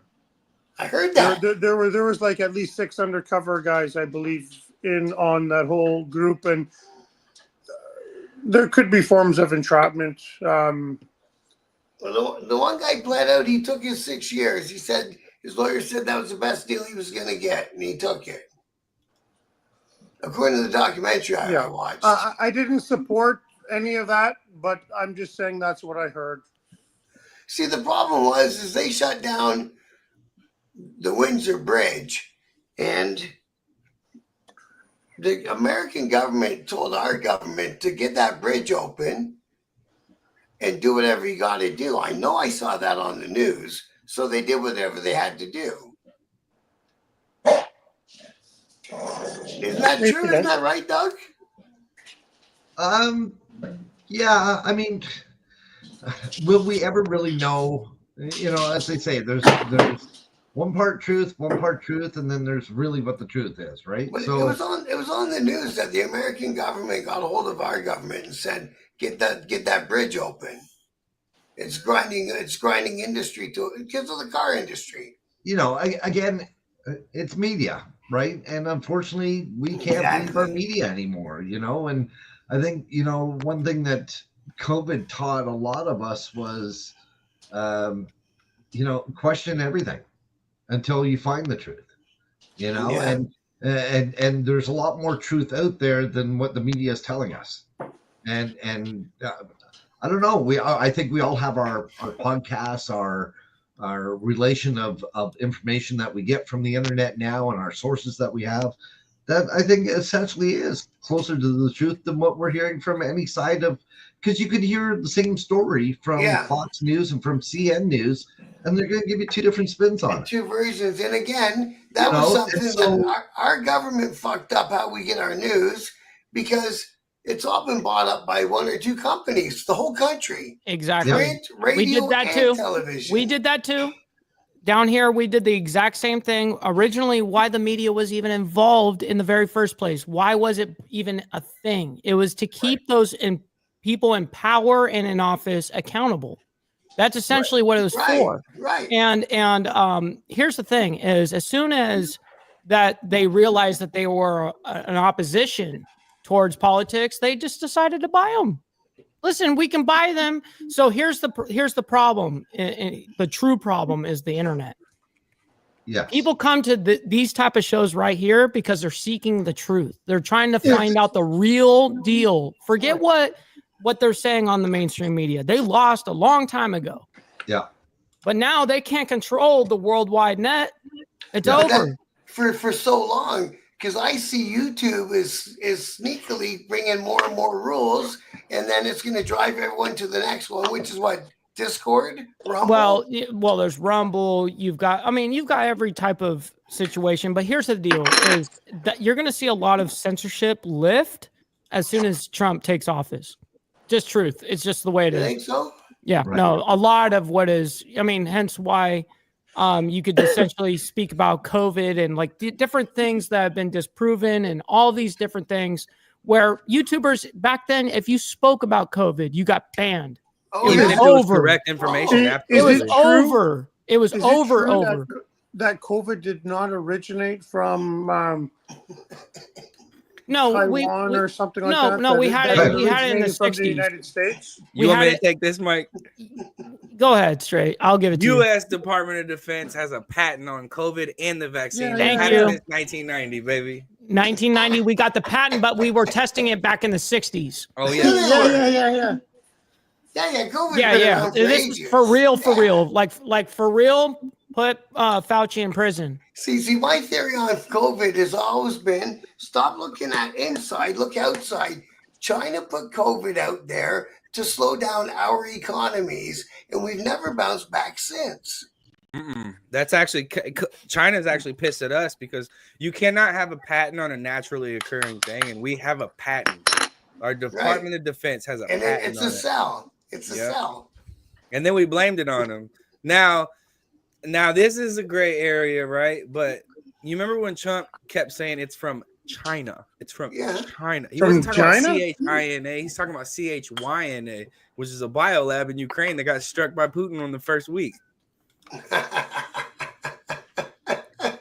Now that's some rabbit hole Allegedly. That's some rabbit hole shit. Right. Allegedly.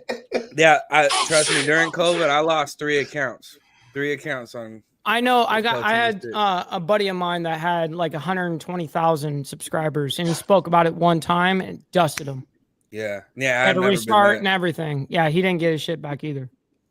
No, hell no, you never do. Nope, it's crazy. But hey, the conspiracy theorists are 1,000 for 1,000 these days. You could just call us forecasters. Yeah, that's why a lot of you guys work for the government at this point. Yeah, I know. Yeah, exactly. Yeah, I know. Not me though. See the difference. I don't know about you guys, but like the difference. The reason the culture is so rich here in America is there's a lot of us who are just completely ready to die for it. Absolutely ready to die for it. Yeah. Yeah, that's so fair. Crazy, eh?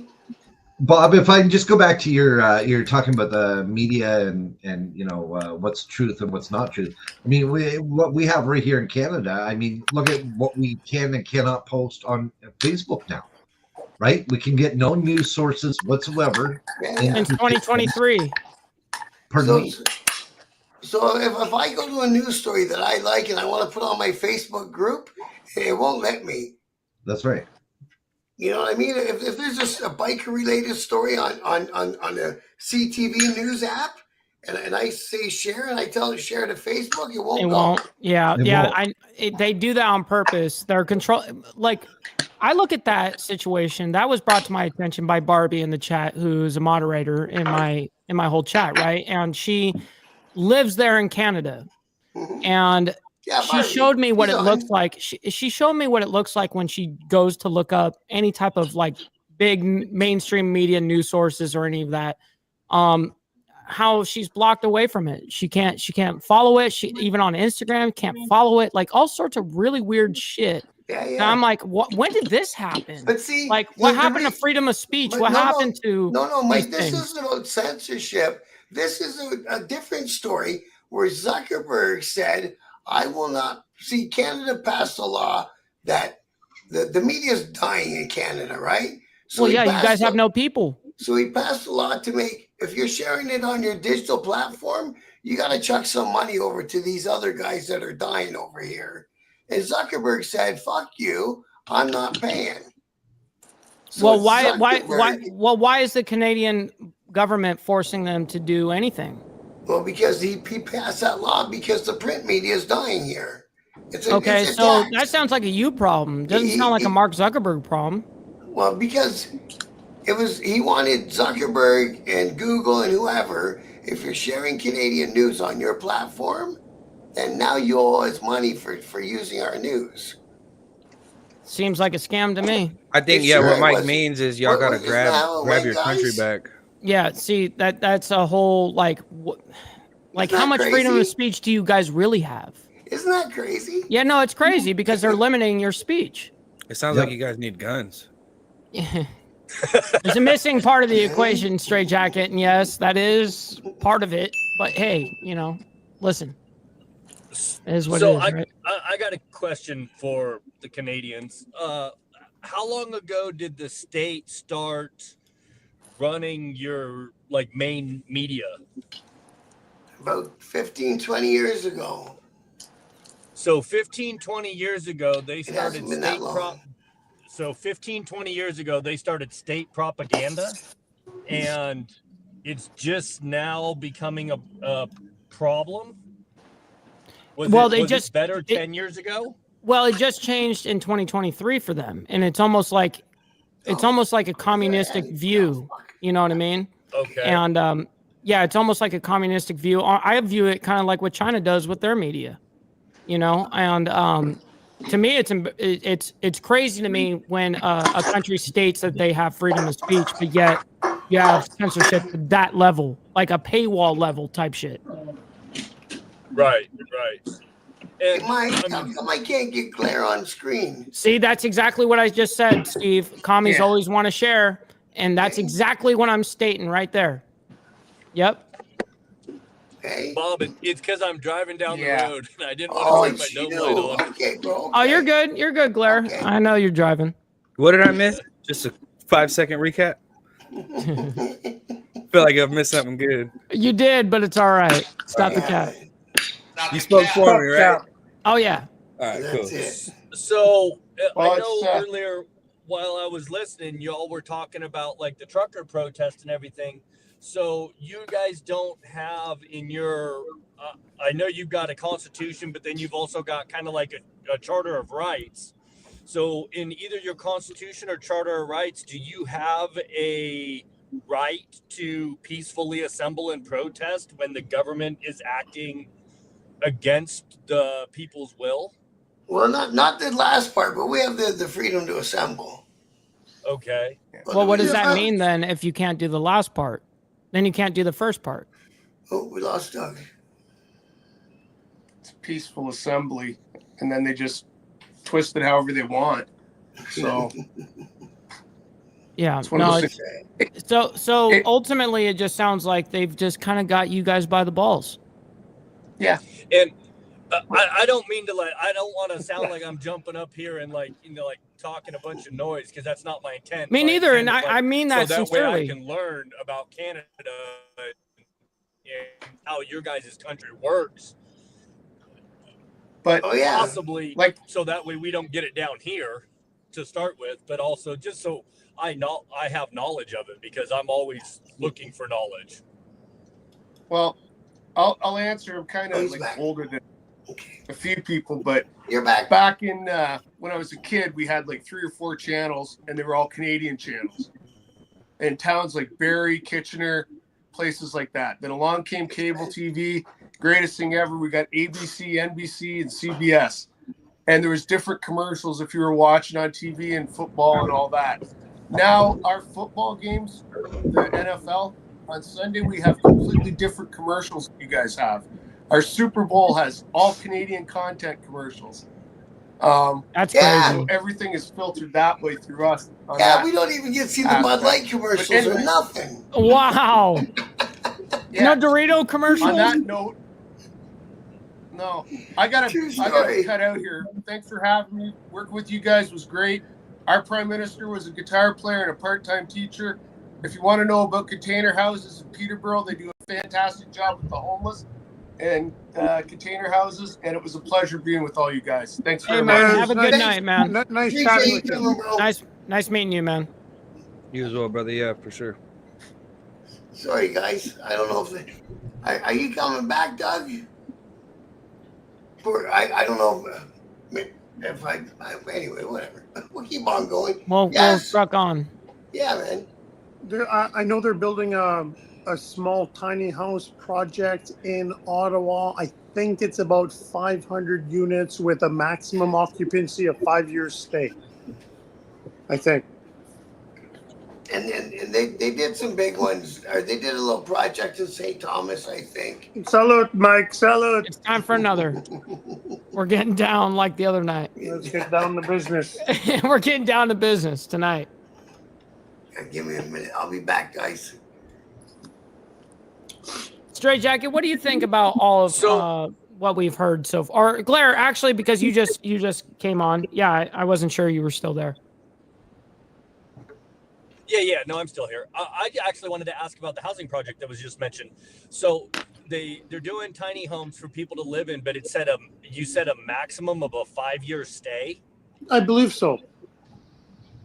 So basically, you can only lease them for 5 years, and then what are you supposed to do? Yeah, I don't know. That's what the occupants have to figure out. It sounds like, one of those Band-Aid fixes. You know what I mean? Like, we fix the issue right this second, but long term. Because I fully believe that America has become such a consumer society that everybody thinks that they've got to have all of this grandeur and everything, when in reality, that's really not what you need. You need enough to survive on and have a happy life, and a happy family.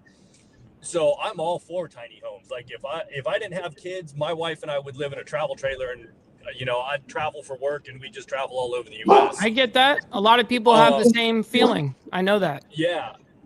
But at the same point in time, like if you're going to create something that has that benefit, why are you going to make it such a short-term benefit? Why don't you make it something to where it's actually a long-term viable solution?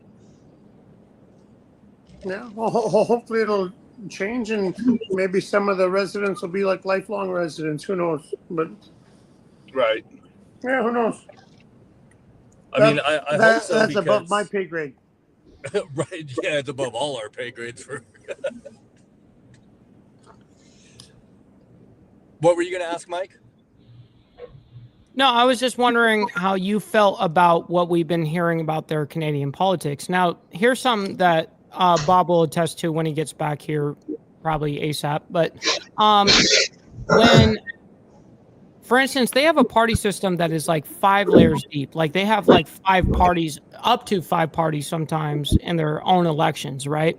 Where now you have to essentially almost kind of like buy out different parts of, like, let's say the Green Party or whatever. You have to gain those people to ultimately win. It seems like almost like a losing plan. Now, I'm not stating that a 2-party plan is anything to be ranting and raving about. Obviously, our forefathers said that they're scared of that. But do you see that, like, them having 5-party system to be beneficial compared to what we have here in the United States? And honesty, please. So, the problem, and you can look at, I'm going to totally forget the country, but there's another country that has that multiple party system. And unfortunately, the largest population is a specific group that no one else likes. But that party always bands together and votes for that one populace, and therefore they hold the majority because the other 4 parties will not band together to oust them. And so it's kind of like, and from American politics, you can use libertarian as a good example. If you go to a libertarian convention and watch anything that goes on at a libertarian convention, it is absolute pandemonium chaos. Yeah, you're right about that. I mean, talk about a tornado in a trailer park watching Yes. that stuff. Yes, no kidding. But if the Libertarian Party could come together, they could actually, with their numbers and then what they could steal from the Republican Party and even some of the Democrat Party, they'd be able to rule the political system over here in the United States. The problem is they can't keep the damn tornado out of the trailer park. So you don't see it as a viable option to have like 5 parties that could run? I'm all for, I think a 3-party system would be beneficial, because then you've always got, more than just A or B, because ultimately when you come down to kind of like how we are right now, and like you guys mentioned earlier, it was either you voted for Trump or you voted against Trump. It wasn't you were voting for the other person. You just didn't want You're right. Trump. So we need to have more than 2, because otherwise you end up picking the less. Well, what about Jill Stein? Unfortunately, she stole a bunch of votes from both people, honestly. But. Yeah, no kidding. But you know where they really came from. Yeah. Oh, of course. But see, sometimes having 3 or 4 parties it forces everyone to work together, so they have to concede a little bit to get the bigger thing through, which I think is better than splitting votes right down party lines. And I would almost, back in Teddy Roosevelt time, and now we're getting like way old history, but back in Teddy Roosevelt time, he started a 3rd party called the Bull Moose Party. And it was because he didn't really sympathize with Democrats or Republicans. So he started his own party and ran under that for one of the presidential elections. And that's when before we put the 2-year term limit on presidents. So technically, they were trying to get him to run for a third time, and he told them no. But the whole purpose of him starting a Bull Moose party was so that way we could have a third option instead of just column A or column B.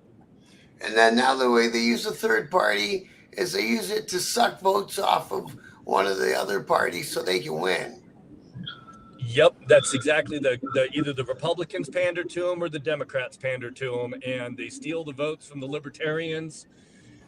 And I don't know if you heard what I said earlier about Libertarians, Bob, but it's like a tornado in a trailer park with that party because it's all over the board. I mean, some of the Libertarians want no drugs to be illegal and no borders for the country. They think literally people should just be able to run around and do whatever they want, and that includes all of the worst degenerate things you could think of. Right. You're not kidding. Every time it seems like the Libertarian Party, every single time their ideology boils down to degeneracy. Every single time. Why do they have to take it that wide and get it that crazy? The no drug thing worked in Portugal. Portugal did it as a test.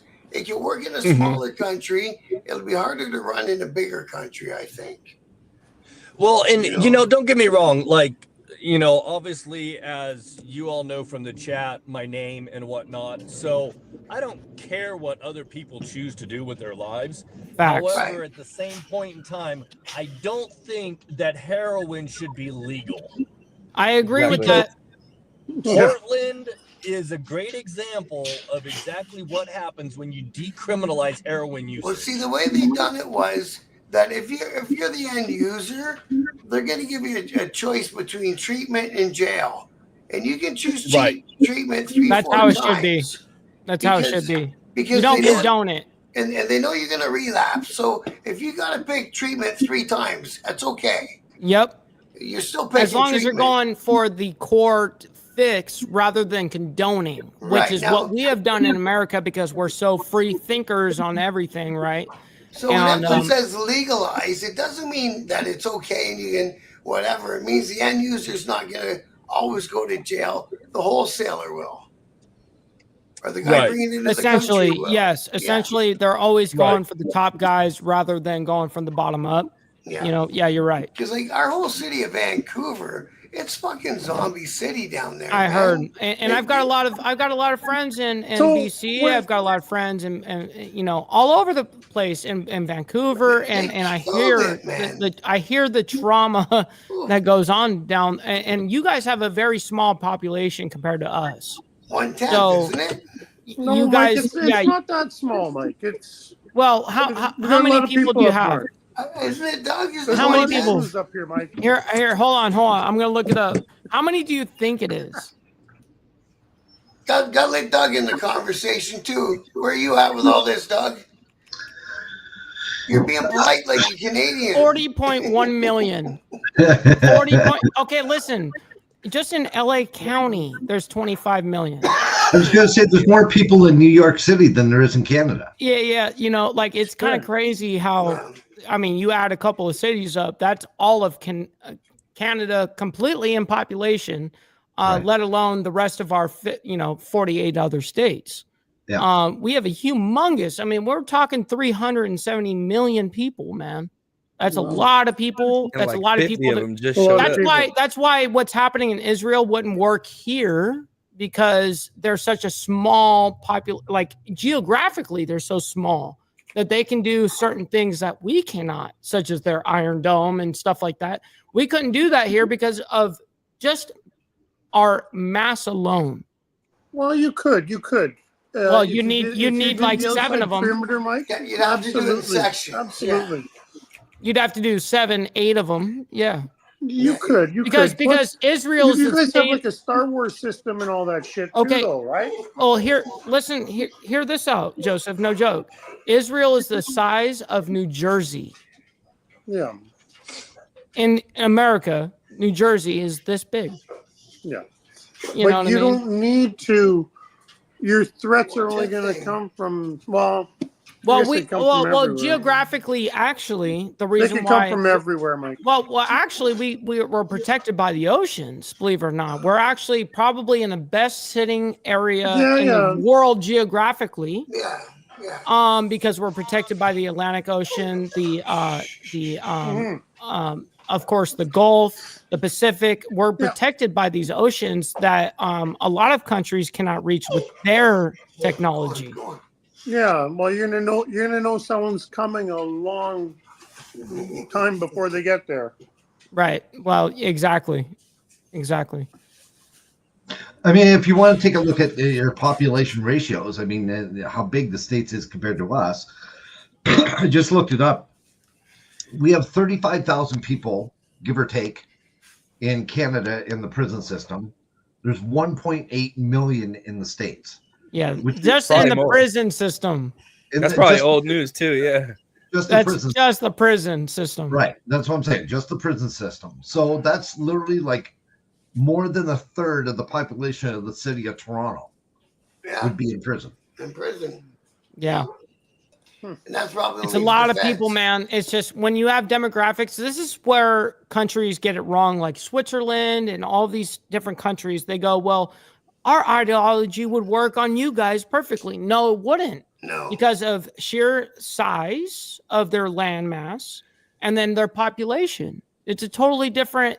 When you have 20 million, 30 million, 40 million people, you can control that way easier. I mean, we're really underestimating what 370 million people are. And I don't even think America can produce enough food anymore to feed its own population. No, we rely on imports. Like we can feed ourselves. Well, there's a caveat to that. I think so. Can we, Bob?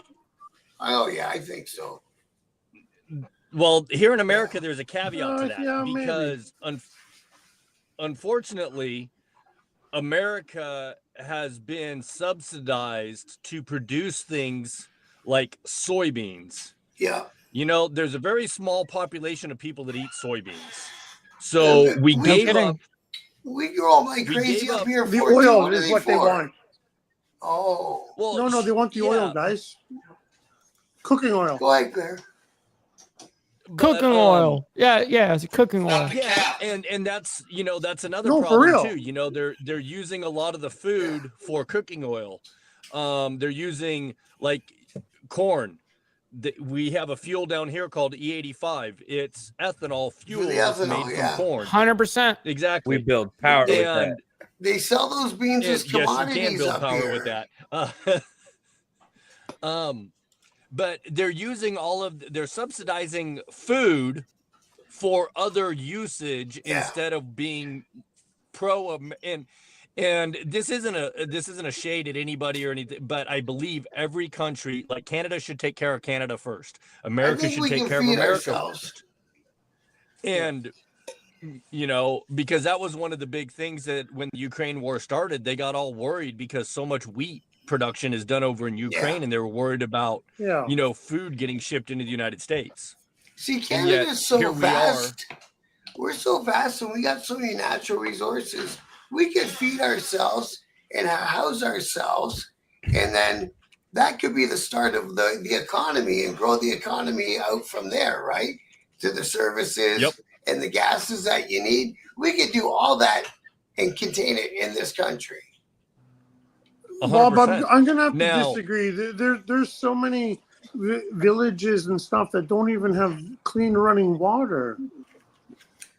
Well, we could drill them a fucking well. There's a lot of northern villages that don't even have clean running water, and they're not even habitable.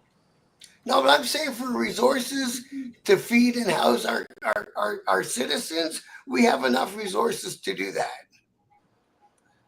Now, the ones up north might need to relocate or somebody go drill them a fucking well, but we can do it. Yeah.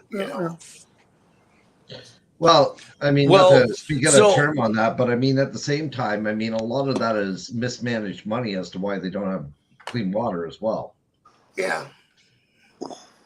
Well, there could be many reasons. Who knows? Who knows the truth to everything, right? Go ahead. Sorry, bro. No. It's all good. It's all good. So I got a question for you guys. As being Canadians, do you feel that the government is giving you kind of the short end of the stick because you see your fellow countrymen not being taken care of the way that you think they should be taken care of? Fucking none of us are taking. But see, and then Well, if we say yeah, we need more help from the government, then people say, well, you sound like a socialist. Well, I'm not saying Right. asking the government for help. I mean more in the standpoint of standing up and saying, "Hey, government, quit spending all our money in places that maybe we don't need to spend our money on. Why don't we, you know?" And maybe this is just an American ideology because America does it so much that we give away so much stupid money. It's absolutely disgusting. As do we. And As do we. We do it the same up here, where we elect somebody and we give him the trust to do what we wanted them to do. And unfortunately, after a while, they never do what you want them to do, you know, especially when it comes to foreign aid. Well, for example, just this week, Bob, it was in a newspaper. The Liberal government, the Trudeau, whatever you want to say, put $9 million into a freaking cricket farm for protein. Yeah. And nobody's buying it. They're laying like 2/3 of their population off in the plant. And it's just another $9 million on a stupid idea. And that's like 55 million here, by the way, everybody. No, I'm just kidding. I'm just kidding. They're sneaking that shit into our food, eh? If you buy something in powder form, well, it's going to have some fucking crickets in it. Yeah. And then now today, right, they got listeria going on in carrots. When you don't even want to hear what we do. Listeria listeria in carrots or fruit, or vegetables. I promise you, dude. Much crap going on. I promise you, you do not want to hear what's happening here. I promise you, if you're bugged out by 9 million here in America, we're like, oh, thank God they only spent 9 million. Like, if we're sending in $100 billion into something, like, okay, we're focused on this, you know. But the truth is we totally sneak in 100 million here, 250 million here, 555 million here. I mean, it's insane. Fuck, they got mad at the prime minister the other year, and they broke down his restaurant bill at a fucking restaurant in France. Just France? Of course, it was expensive. Yeah. Oh, hell yeah! It's like $56,000. Yeah.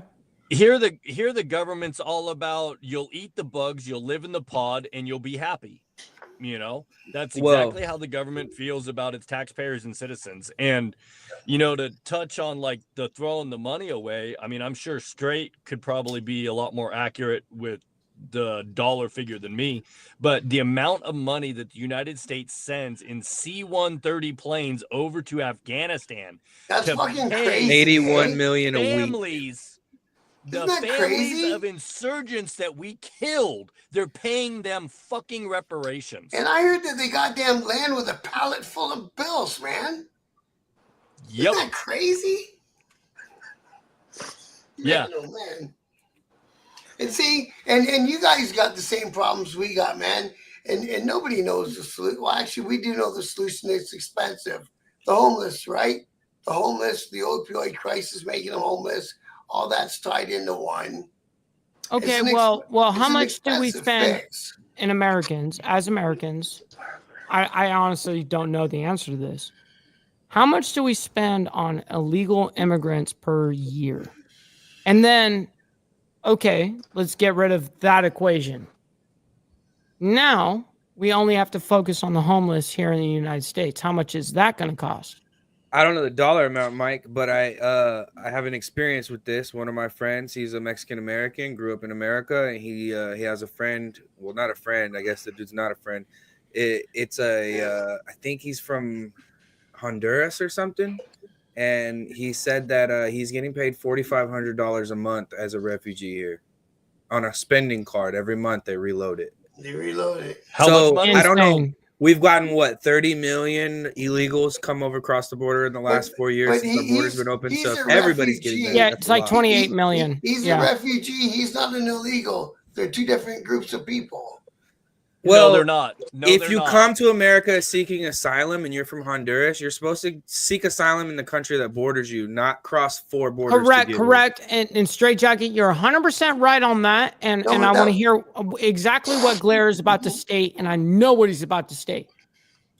So technically, they're not illegal aliens. They're called criminal aliens in the United States law. They're criminal aliens because they broke the law to get here. The stay in Mexico thing was a Band-Aid fix, but asylum seekers are not criminal aliens. They are people that leave their country, go to the next country that is friendly with America. They stay there. They seek asylum. Once they're approved to come, then they transfer to the United States and they become an asylum seeker in the United States. The point I was making was, go ahead, sorry.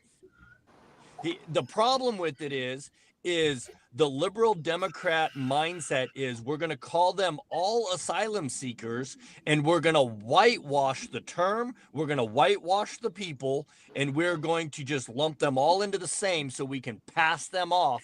So they all go in the same bucket now. That was the point I was making. Yes, but yeah. Bob, and Bob, let me explain the reason why. So these people are going to move into certain cities around the country, wherever they're transferred to. And on the next census that the United States does, they're going to get counted as citizens, even though they're technically not. Correct. Counted. Citizens, and what that does is that gives more House of Representative seats and redoes districts. And yes, they do it by satellite. Liberal mindset. Correct. They do it by satellite. They don't even do it by like documentation. They do it by satellite population of that city at that moment. It's so crazy. They added, if you took away illegal immigration in California alone, they would lose 25 seats. Yep. No, see, and you guys missed the whole thing. When Straight was given those numbers, he started with refugees. So refugees are people that they're picking out of Afghanistan because the Taliban's going to kill them for helping the Hold soldiers. on, we pay the Taliban. Don't you know? But that's what a refugee is in that list. Well, I'm also an average American dumbass. My verbiage is not 100% all the time. So that list, that list has got nothing to do with those crazy illegals. That's a whole different list. Steve Easy in the chat. It's a sad. A lot of people are passing away from fentanyl and opioids. Very sad. True. Oh fuck! That's what I was saying about Vancouver. Almost every family member here in America has dealt with fentanyl overdose. Crazy. Whether they're even smoking some left-handed tobacco, you guys know what I'm talking about for YouTube. You know, even that, like all of a sudden, people passing away from it, man. It's just terrible. Terrible. Very sad. Yeah. No, like everyone's got to be worried about the fentanyl and the opioid crisis. But again, like I was saying, well, you guys produce the most amount of MDMA. It's an expensive problem to fix because first they got to treat these people and break the addiction, and then they got to reintegrate them back into society and find them a place to live and get them fucking working again. Who's paying for all that? Well, what about your guys' MDMA? You guys are the number one in the world. I thought it all came from Holland. No, it came from you. It comes from you guys. Isn't it Dutch? No, it comes from you guys. For real. Like where you guys really bringing in pretty sophisticated drug labs in British Columbia that were pumping out some serious products. Oh, yeah. Well, yeah, BC especially. Because now they're bringing the precursors for fentanyl to BC through the port, and they're assembling it here. No, these labs in British Columbia were actually making the precursors. Oh my! That's how sophisticated these guys are. So there's no stopping them when they're that sophisticated. Well, it's like Breaking Bad, man.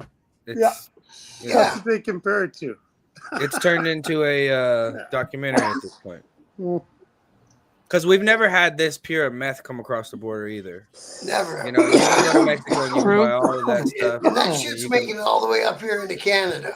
And as long as you got your 200 pesos to give to the fucking federales, they drive it right through Chicago and they send one truck to Windsor, and Right. over to Toronto it goes. Yeah, man. Yeah. All the same stuff you guys get off them trucks. There's a truck coming to Canada. It's just 5 stop in Chicago, and only 1 comes to Toronto. Well, Hey, and Bob. like I got friends in Border Patrol, and they only catch like maybe 6% of everything that comes through. Yeah.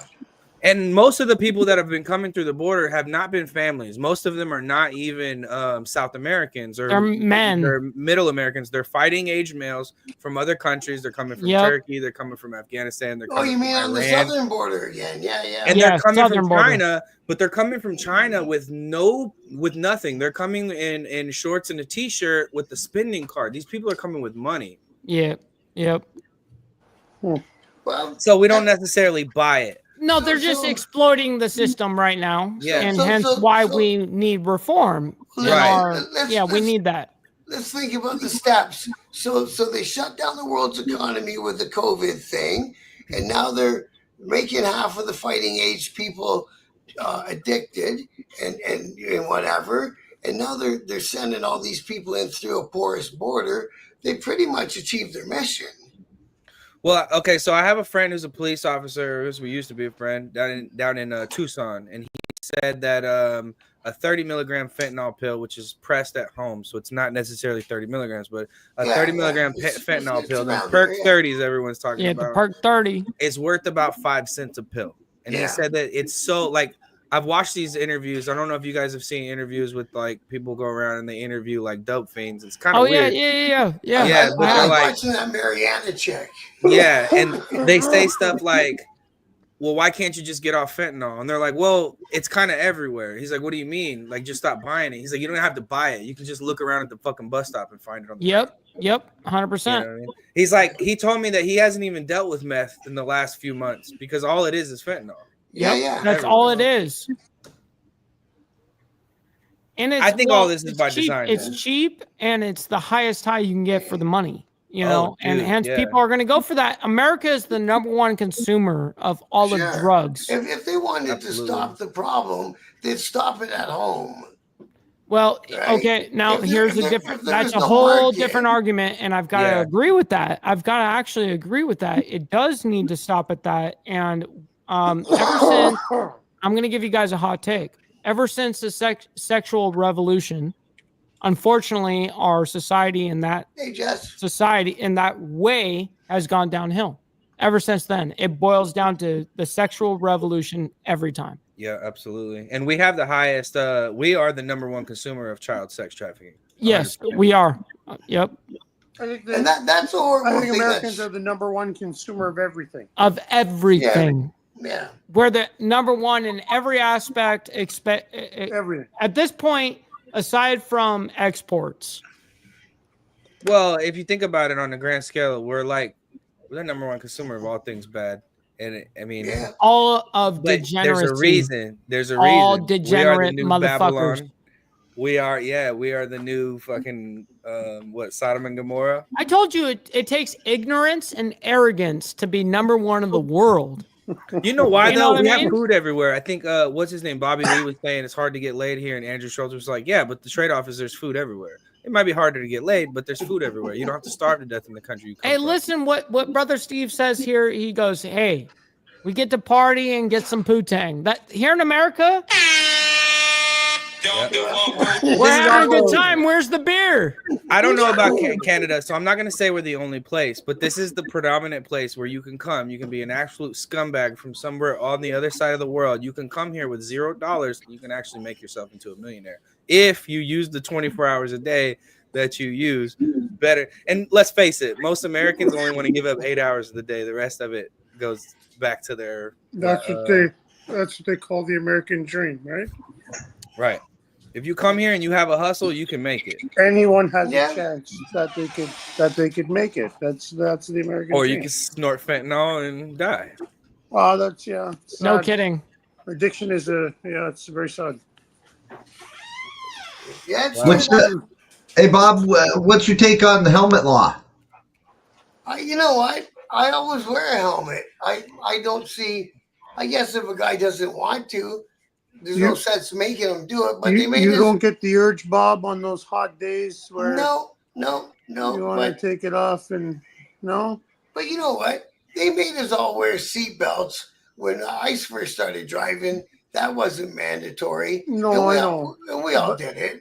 Hold on. I want to hear his opinion on the question that he proposed. Yeah, what do you think? What do you I think we should be able to have choice. I think if we don't want to wear it, we don't have to wear it. Okay, so I'm not saying, like myself, I mean, I probably would not wear it around town or in the city kind of deal. But I probably would wear it on a major highway.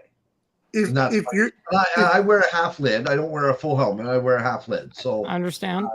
You know, even at that, it's almost like wearing a baseball cap, anyways. But I think it's a choice that we should be able to have. And where I stand on that, and the reason why I say that is not a black and white of you get to wear the helmet, don't get to wear the helmet, but because of the fact is that we have made provisions in law for our Sikh riders. Yeah. They don't have to wear a helmet. Hold on, real quick. In between, Jess White coming in hot Here with we go. 5 gifted memberships. My sugar mama. Thank you, girl. She Thank you, brings girl. sweet auntie with her. I find that's crazy. We're that twin aunties as well. Yeah. They changed a law on the Highway Traffic Act for one religion. Yes. Yeah. And so that's what I'm saying. And it's no dig. I mean, like we say, it's a land of opportunity. And if you make changes and do your culture stuff, like the thing about the helmet and wearing a turban, it's a safety thing. Yeah. You know, and right now they do have things out, and I was looking it up. It's called a tough turban.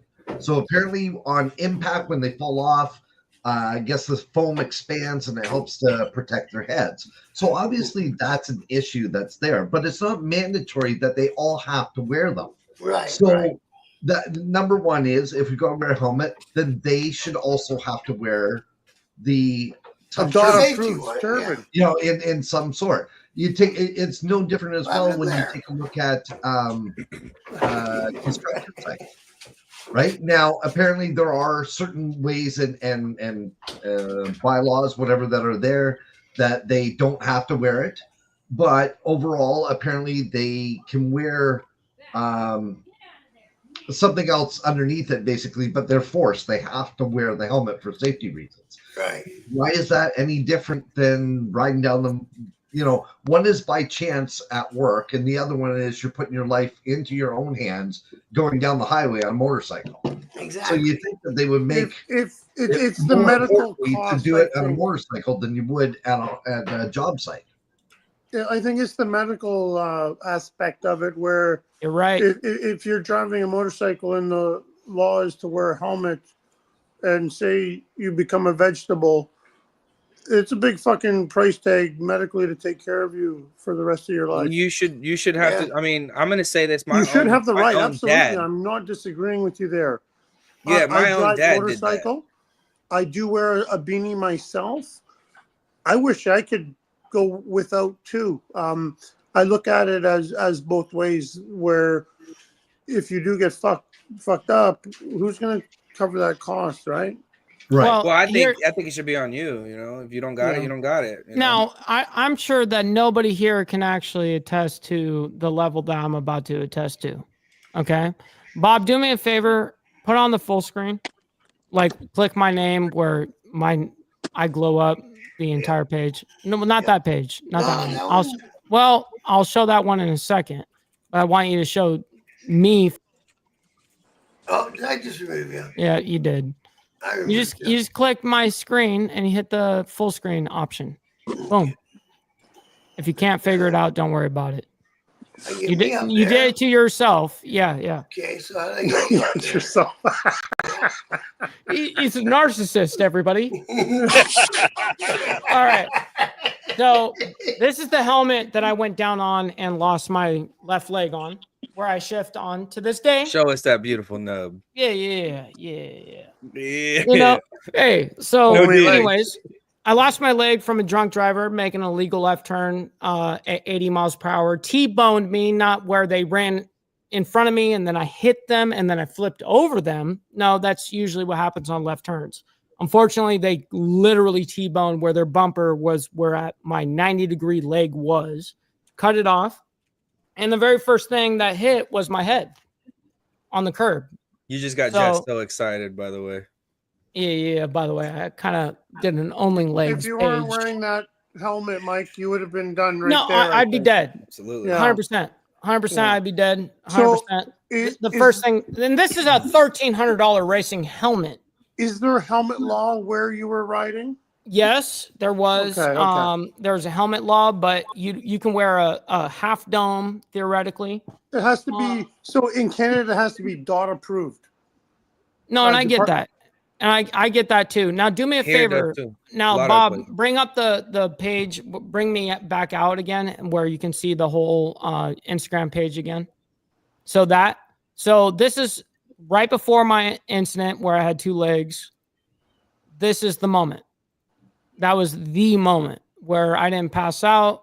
I was right there. I was alive with it, explaining to these paramedics and firefighters that got there first what was going on. You know what I mean? And then, of course, my back got completely demolished at the same time.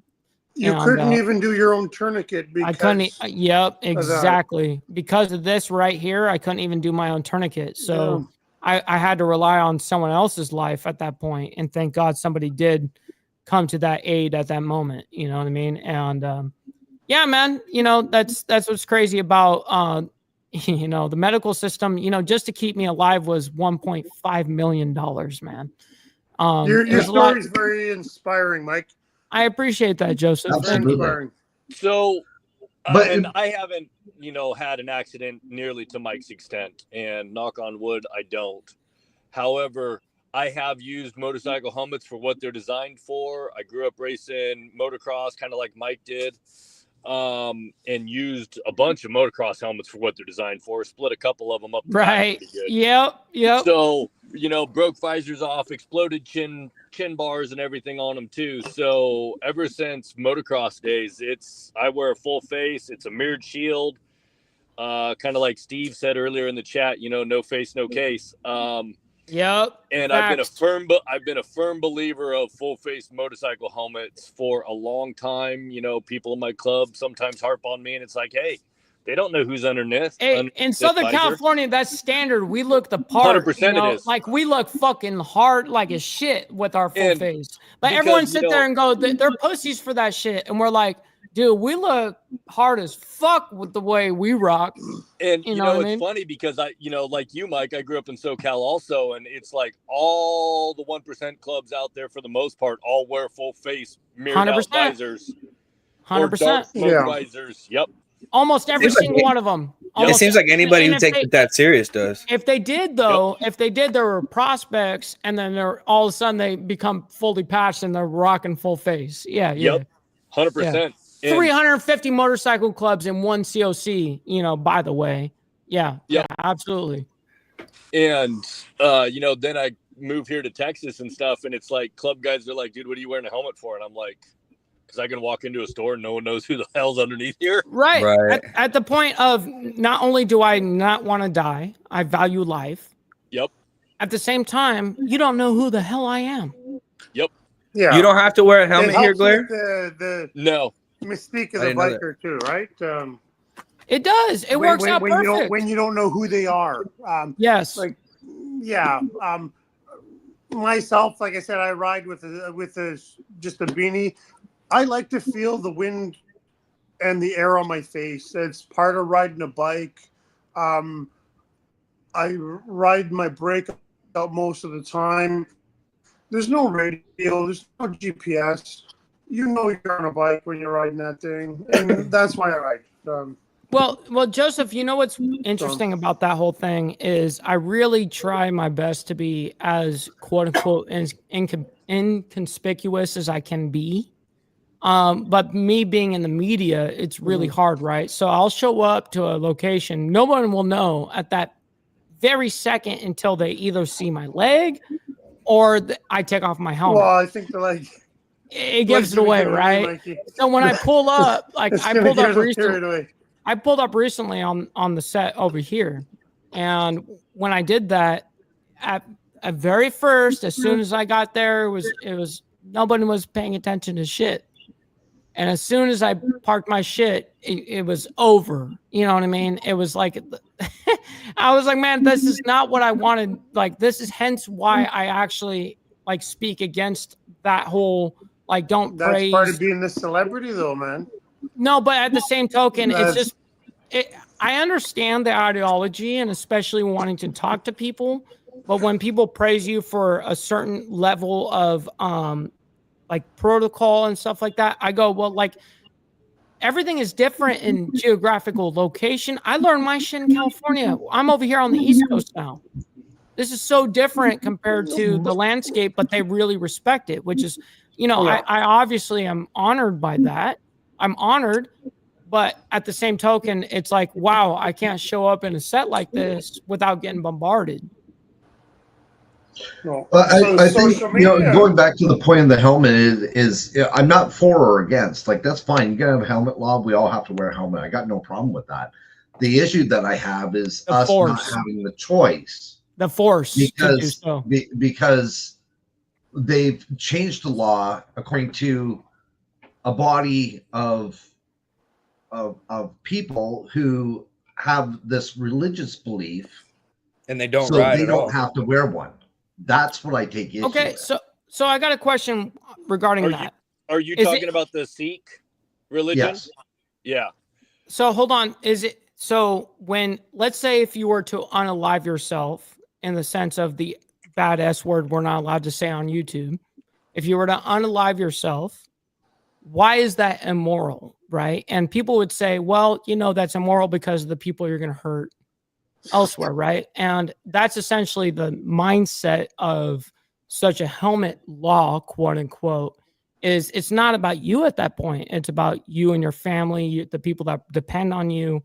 That's the argument, right? Now, I'm not saying, now here's the truth be told, is somebody that went through what I went through. I still believe you should have the choice to do what you want to do. Right. Believe it or not, even though I've gone through, now I'm not going to ever tell anybody you have to do this because it saved my life.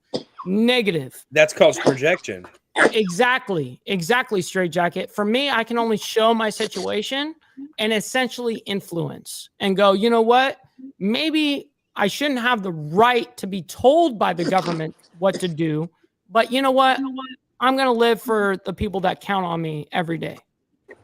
Right. Well, that's the point. It's like I would still, all I want is the choice of being able to wear it based upon the provisions that were made for others who ride that have that option that I don't, still being a Canadian. Sure.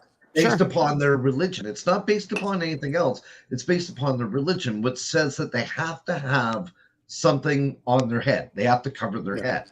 Well, I didn't know a religion stated that. I had no idea. So a helmet a helmet covers their head.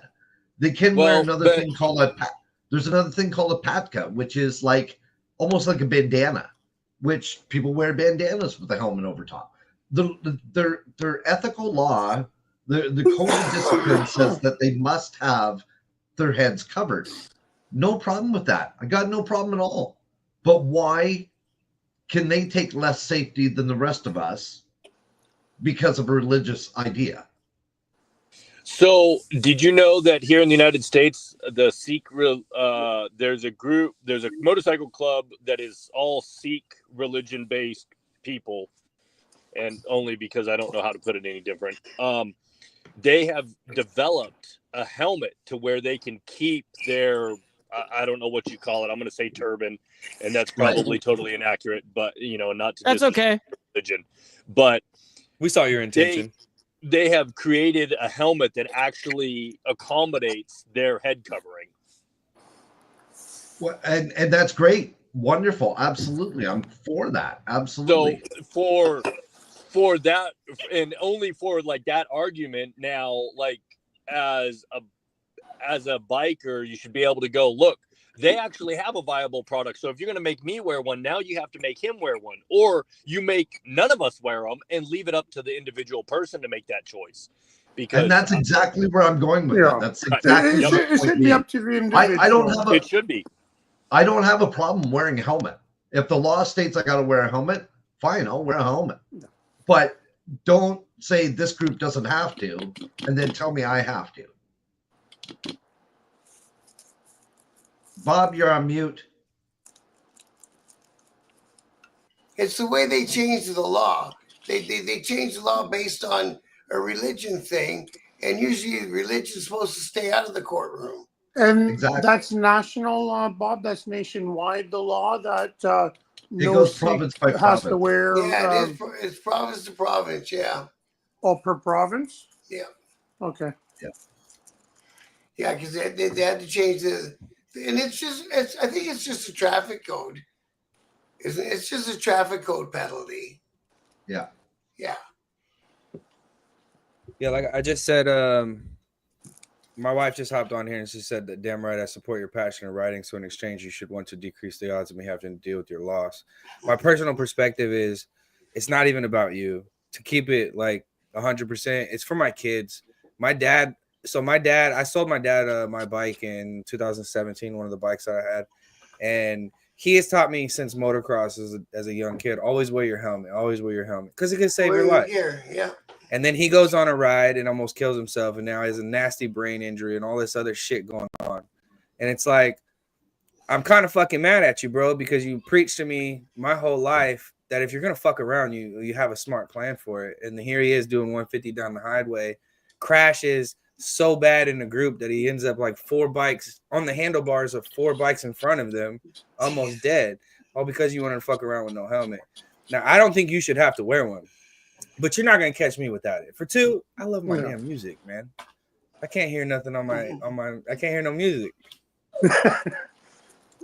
I'm a millennial, man. I have to have the music. Oh God, the only music you should be hearing is the wind in your ears. Yeah, it gets boring after a while. The engine, the revs, the RPMs when they're. That's what I liked about the street light. They had the speakers. Exactly.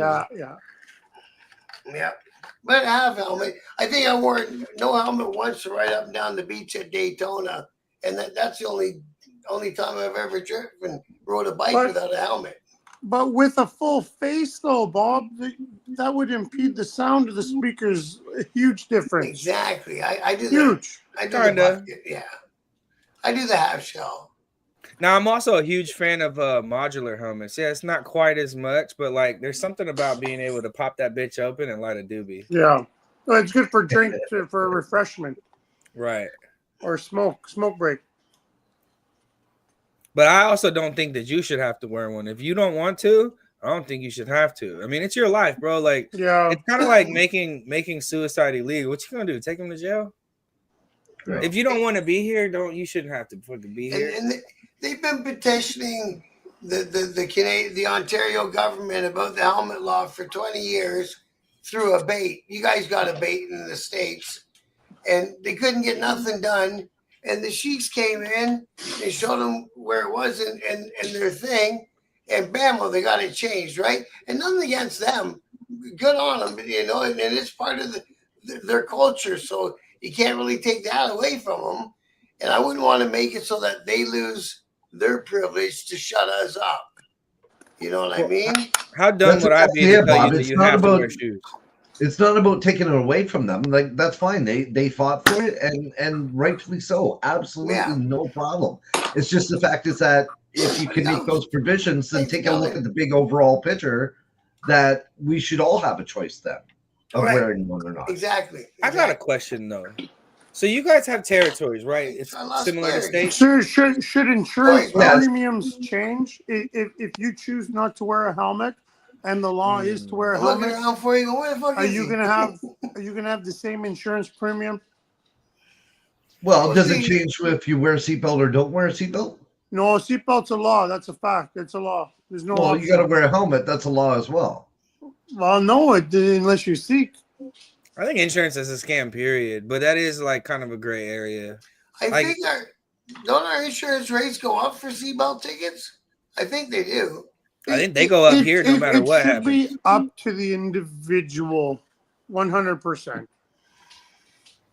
Yeah. But do you guys have like state law? Like, is it different in like the left Yes. side of Canada We have versus the right we have side? provinces, and you Okay, guys have province. states, and you'll have different laws per state, right? We have the same thing for each Yeah, province. yeah, but the helmet law, there's no provinces in our country that allow no helmet. Okay, that's where it differs here. So here in Texas, you Yeah, don't have one. In Kansas, you don't have to have one. The United States will be state independently. Got you. Yeah, I didn't even know that, man, because I'm gonna wear it anyway. Because plus I paid $800 fucking for it. I better wear it. Damn carbon fiber. Hey, Hook Dog, I agree. Lane splitting should be legal across the United States. 100%.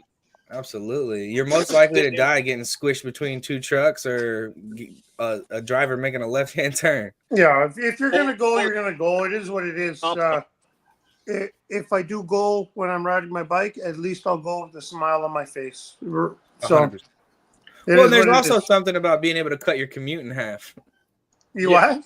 There's also something about being able to cut your commute in half. Like in LA County, like I lived in San Bernardino and worked in LA. It's a 2-hour drive with traffic and 40 minutes. Are you talking about lane splitting? Yeah. Yeah. Yeah, you can't do that here. Yeah. Yeah, you can't do that. Texas really? Up until this year, it was a gray area. Like they could use that to pull you over. They could write you a ticket for it, and they called it improper use of the lane. But now, just recently, I want to say it went into effect either January of 24 or July of 24, or maybe it was 23. Anyways, it is now illegal to lane split. But most cops, as long as you're doing it safely, will leave you alone about it. Until you get into Houston, and then you got all the motor cops, and then those guys are just jerks. Yeah. As soon as the lights come on, pull over right away. Yeah, be polite to the officer.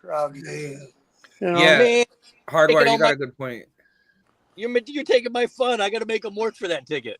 So in AZ we had lane filtering, and then lane splitting is like riding down the highway passing people. But in Arizona, you can like cut to the front of the pack at a light. At a stoplight? Yeah. But if the traffic is moving, you still could or no? If the traffic's moving, you got to go back you got to zipper back in. But I mean, they don't do that. You're just going to split anyway. That's not bad then. And back on my sport bike days, I mean, I wasn't going to stop anyway. And to comment on what Hardwire just chatted, so part of that law that they just passed about the no lane splitting, you can ride 2x2 in Texas now legally. Texas recognizes that as legal lane usage with motorcycles. You cannot ride 3 abreast or in a diamond formation, like a VIP formation. But you can side by side, no lane splitting, but you can't, it's not outlawed to filter, which like you were saying straight at a stoplight, where you can filter up to the front. That is not, it's a gray area. So you may or may not get harassed for it, depending on where you're at and, if affiliations and everything else that go along with that sometimes. Well, here we in the DFW area, we have a lot of sport bike riders that just kind of do what they want. And I mean, it's not uncommon to see videos of dudes cracking a wheelie, looking over at the cop, flipping them off, and the cop's just like, "Hey, do your thing. I'm not gonna." That's a lot of cities right there. Bro. Yeah. And DFW is the 3rd largest city in the country. We got 7 million people here. They started doing it in Toronto too, with the sport bikes. They'll cut down the section of live traffic and do wheelies and burnouts, and then take off. Yep. Steve said it, Steve Posey said, Mike, if you shake it more than 3 times, it's playing with it, bro. Yeah, that's right. That's right. I had to feed my cat. My mom came through to help out with the cat as well. Yeah, it worked out perfect. Hey, by the way, everybody hit that like button. It's the #1 metric of all of YouTube. You know what I mean? Hit that like button on Bob's side, on Straight Jacket's side, on my side. Hit that like button. It's free. Yeah, man. Stop the cap. Your bike's Stop the cap. Stupid. It's straight. Hey, you know, Mike's carrying my channel right now. Hey, listen, man. Yeah. We do this as a team network. You know what I mean?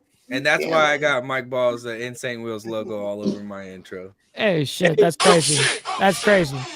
Earlier, Steve Easy asked a question about NAFTA. What is what is the Canadian viewpoint on NAFTA?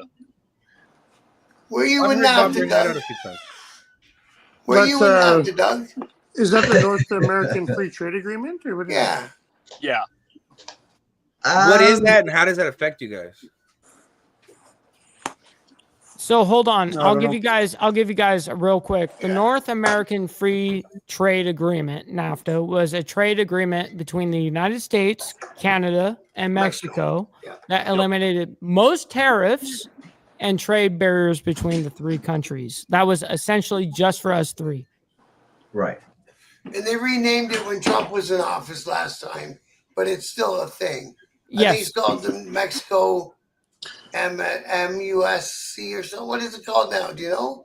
You know, I don't know what it's called now. I thought it was still called NAFTA, but I may be wrong. What's it called, Doug?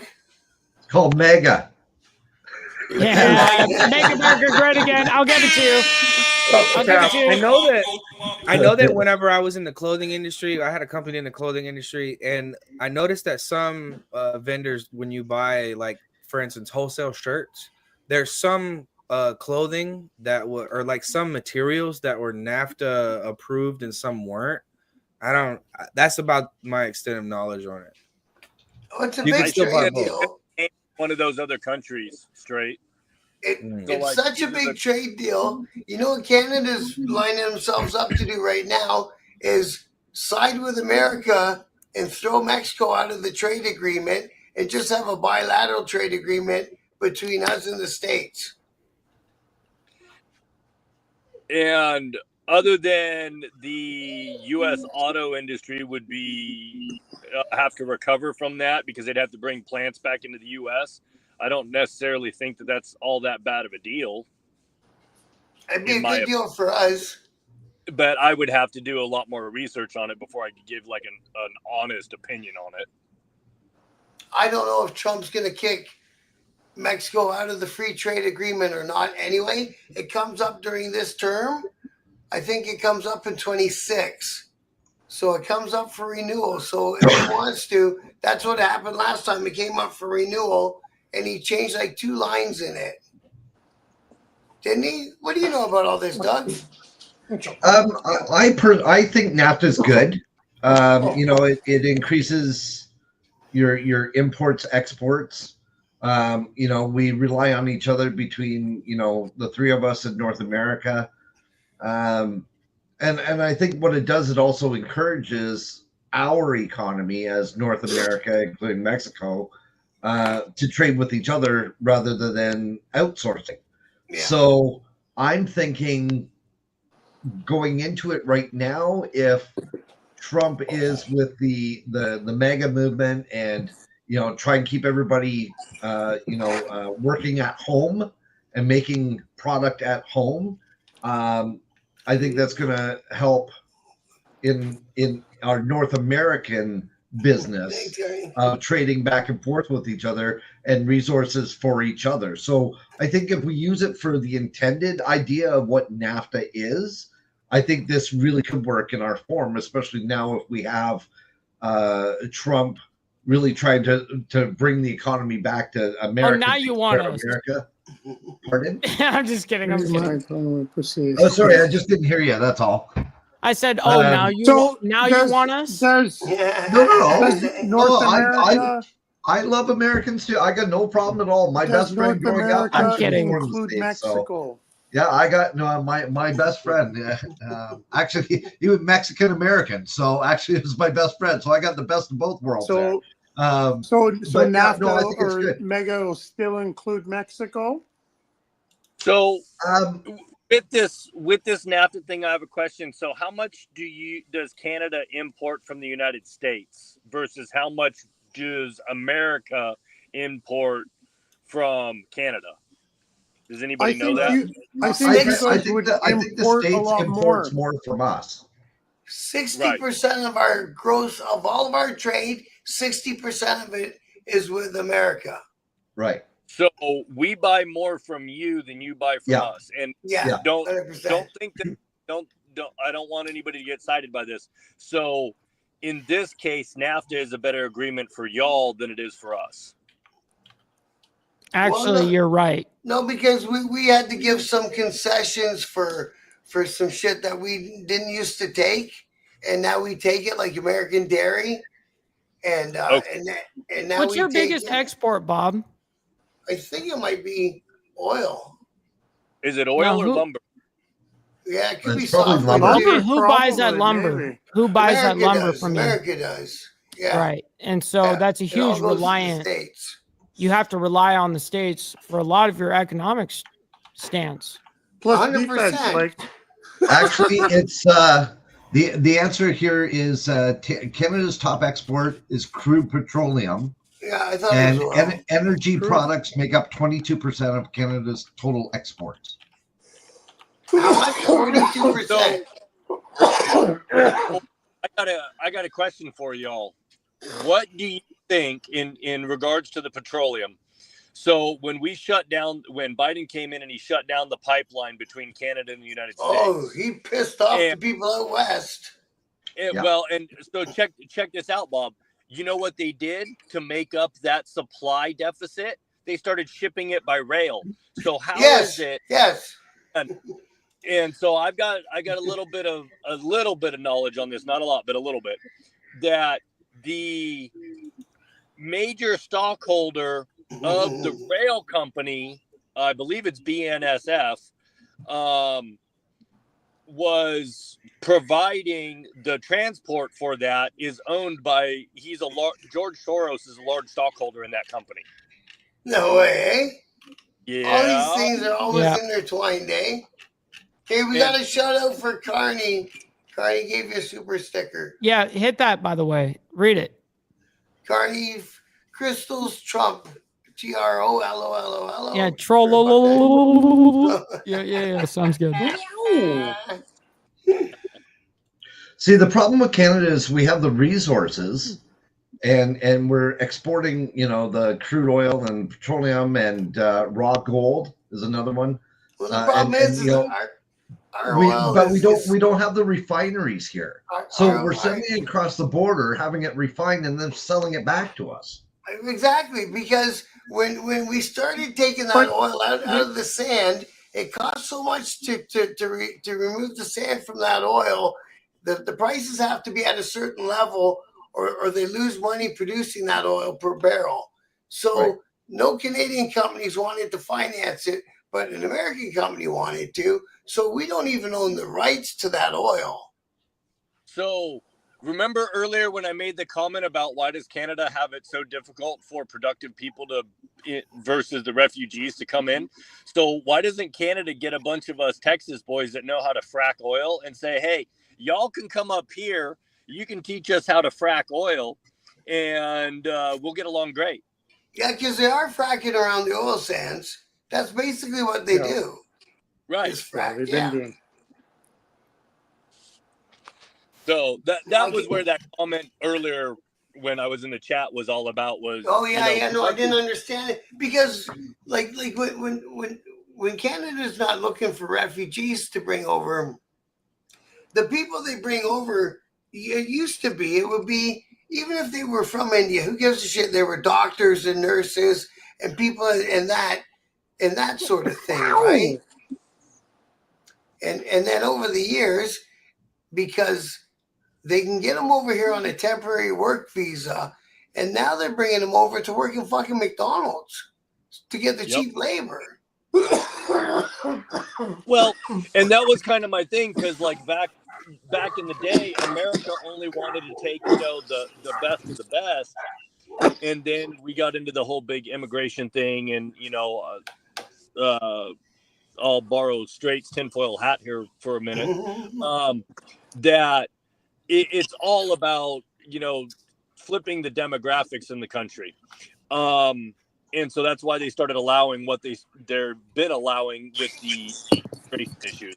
Well, they say that about Trudeau too, that he's bringing in all these people from India because he's buying their votes. Truth is, a lot of them come over on a work visa and don't go home, or student visas and don't go home. Yeah, They just we've stay. got this problem. Yeah.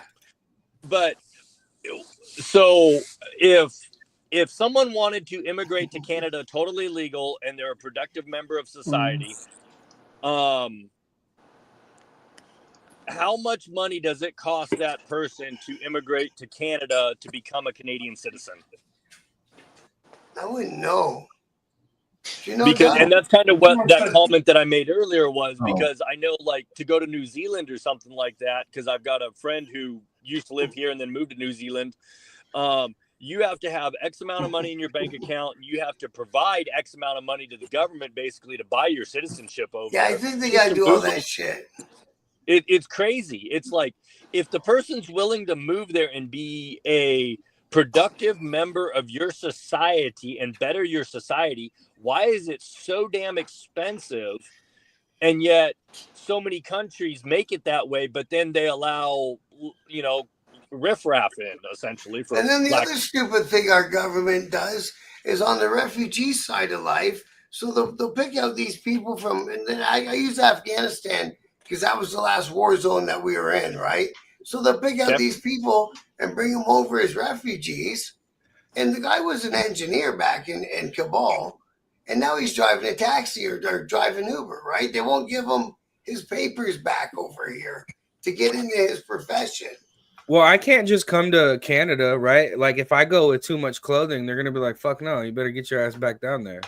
Like, it's same with Australia. You can't just go there. That goes with any country. Yeah, Go to right. Afghanistan. 100%. Try to be a part of them. You know, it's a wrap. I've got a friend that just moved to Australia because his wife's Australian and she had dual citizenship between Australia and the United States, and he's pro motocrosser and all that. But the hoops that he had to jump through to be able to move to Canada or to Australia with his wife was ridiculous. Super and tough, I mean, eh? Yeah. And I was too bad. I was blown away. And the guy was primarily moving down there because he got a job opportunity with a motocross company, because that's what he did here in America. He was pro, right? Yeah. Yeah, I remember that. So to do all of this craziness, I was blown away. I'm like, he's going down there to better and be a productive part of y'all's society, and you're making it difficult as hell for the guy, you know. And I mean, he's married, had at the time had 2 kids, now he's got 3. But all countries do that. Yeah, they all do that. And that's what I was saying earlier with that comment, is like, why is it that it's that way, that, you know, people that are willing to be productive, it's so difficult, yet, you know, they just let any random hobo essentially walk across the border. Yeah, I don't know why we're expected to just take in anybody for any reason, no matter what. All of a sudden, it's like every country. You're from a poor country. You're from a poor country. You can seek asylum here. Well, there's a technicality and a loophole. So Canada seems to take a lot more foreign students, specifically from India area of that background, than pretty much anywhere else. Canada has opened the doors to them. Of course, obviously, they come over here, they pay tuitions that are 4 to 5 times the amount of what a Canadian, a born Canadian, has to pay when they're here. And then they go through the school and they do incredible because, you know, they're working so hard. Not that Canadians don't, but obviously there's a lot of pressure, I'm sure. And then once they're here, they get a job, and then they bring the rest of the family with them. So the loophole is that they're in here because students and the number of students that we're allowing into the country, and they're bringing their families with them after their 3, 4, 5 years here at school or whatever be the case. And that's the loophole of how they're getting how.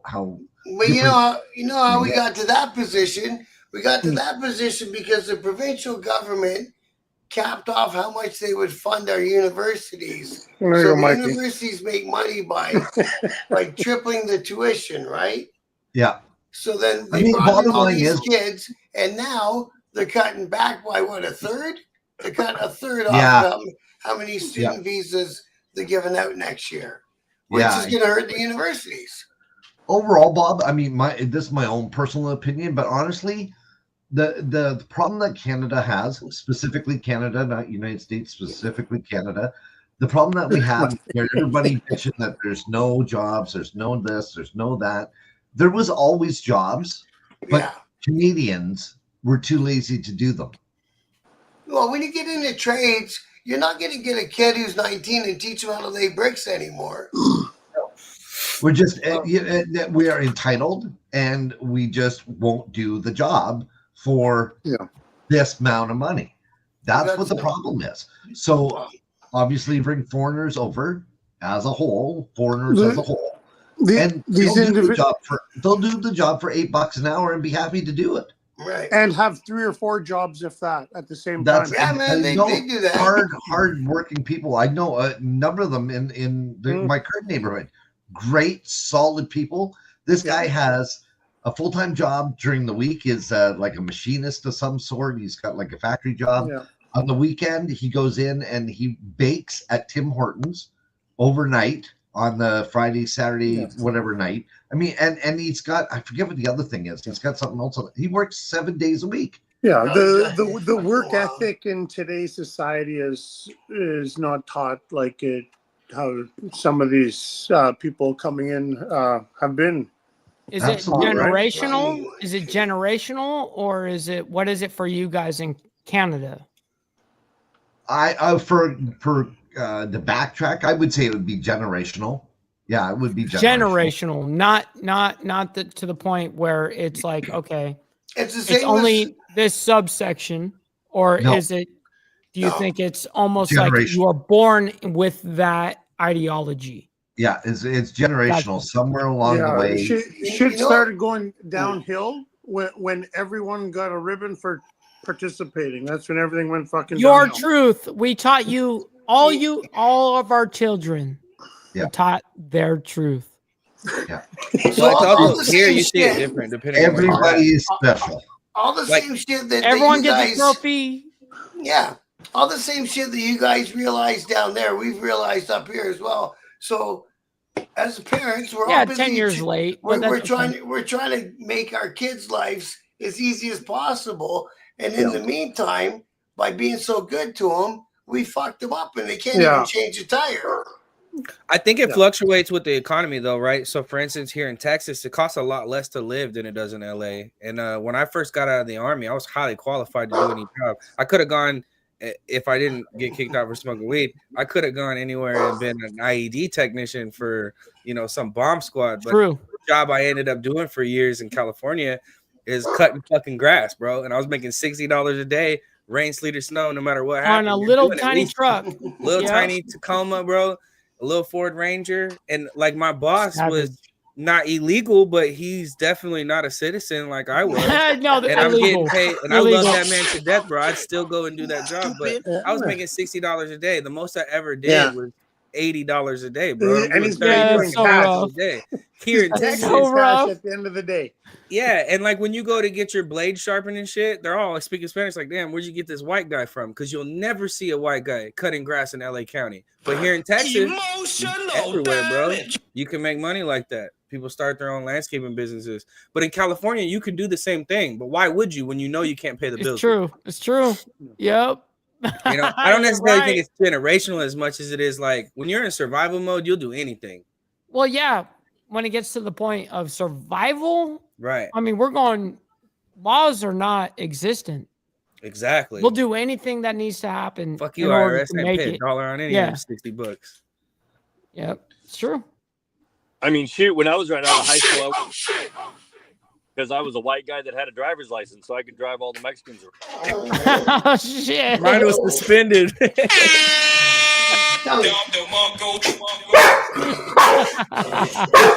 Look, we're getting the dogs excited. All right, relax. Your dogs are barking.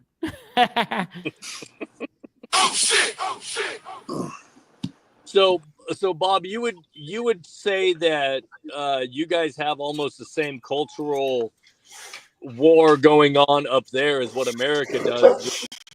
entitlement of the younger generation and the lack of drive to work and better themselves, huh? Yeah, like you say, especially if you're getting into a job that you got to work with your hands, I would tell a kid, go out of high school and start an apprenticeship in a good trade, like electrician or something, and you'll come out, or a plumber, and you'll come out on the winning side. You can't get a kid to do that kind of work. Yeah, they don't do that here Right. either. Yeah. Or Why the the other fuck problem, not? Bob, is you make you've been on the job 30 years, you're making $55 an hour. They come out of school and they go, well, I'm doing the same job you are. I want $55 an hour. Yeah. You haven't even figured out the secrets to the trade yet. Fresh out of school. Yeah. And I can't get a young kid to learn the HVAC trade.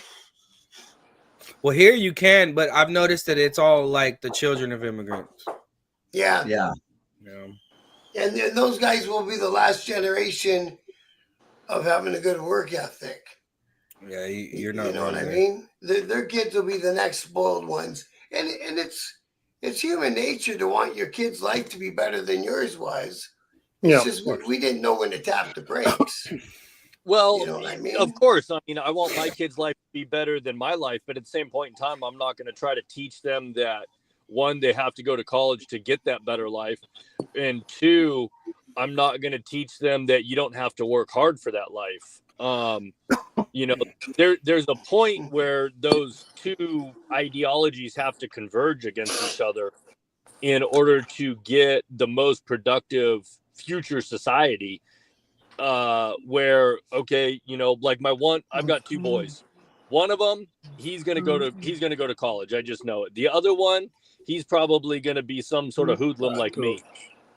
But he's gonna have that work ethic of where I have to work hard in order to better my life. And I think that as long as both of them get taught, like, listen, whatever you choose to do with your life, you're gonna have to work hard at it, regardless of what that job is. And that's how you're going to be the most productive, and you're going to benefit yourself the most because you work hard for it. You're going to feel a much better sense of accomplishment inside of yourself, and you're going to be able to provide a better life because you have that drive to work hard.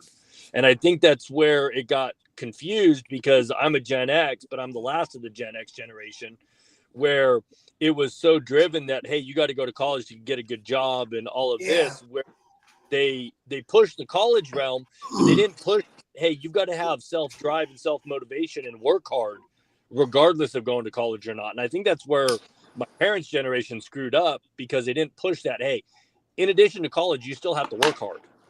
Yeah.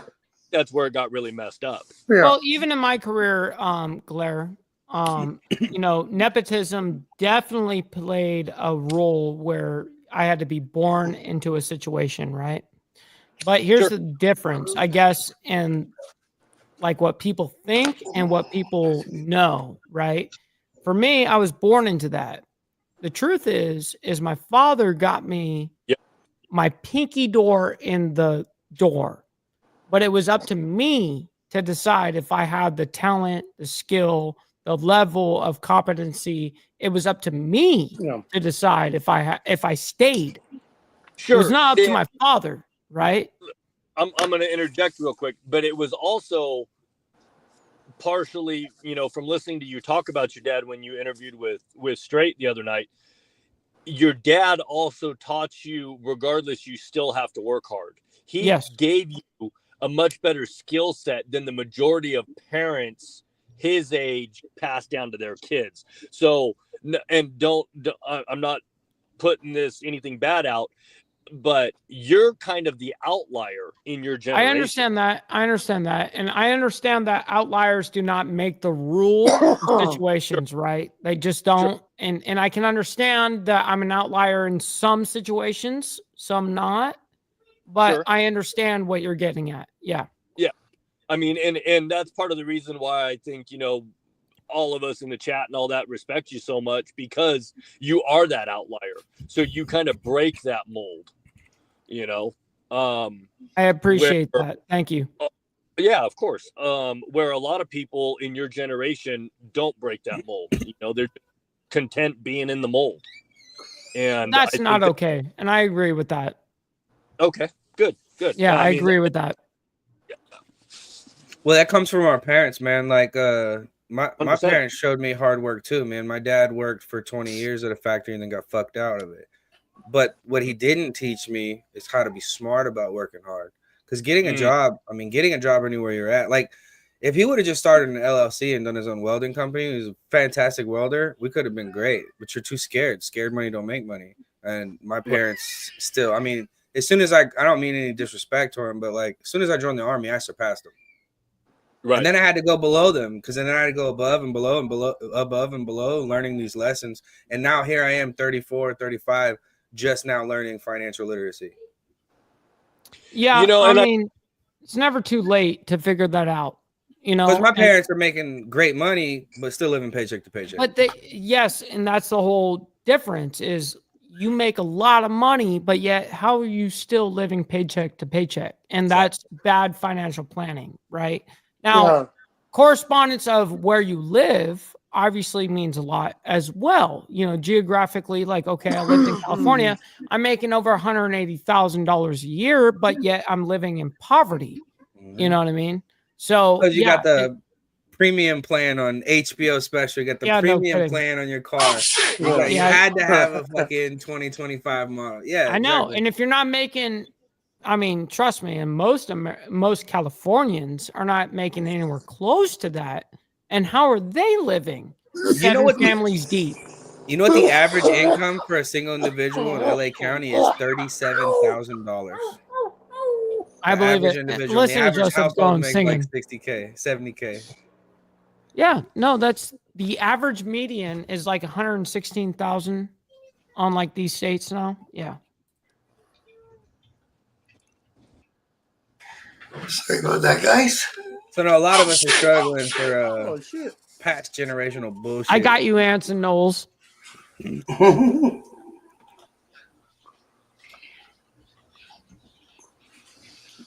So what do you think, Bob, overall with Canadian politics and everything that's going on that you guys deal with from your worldview?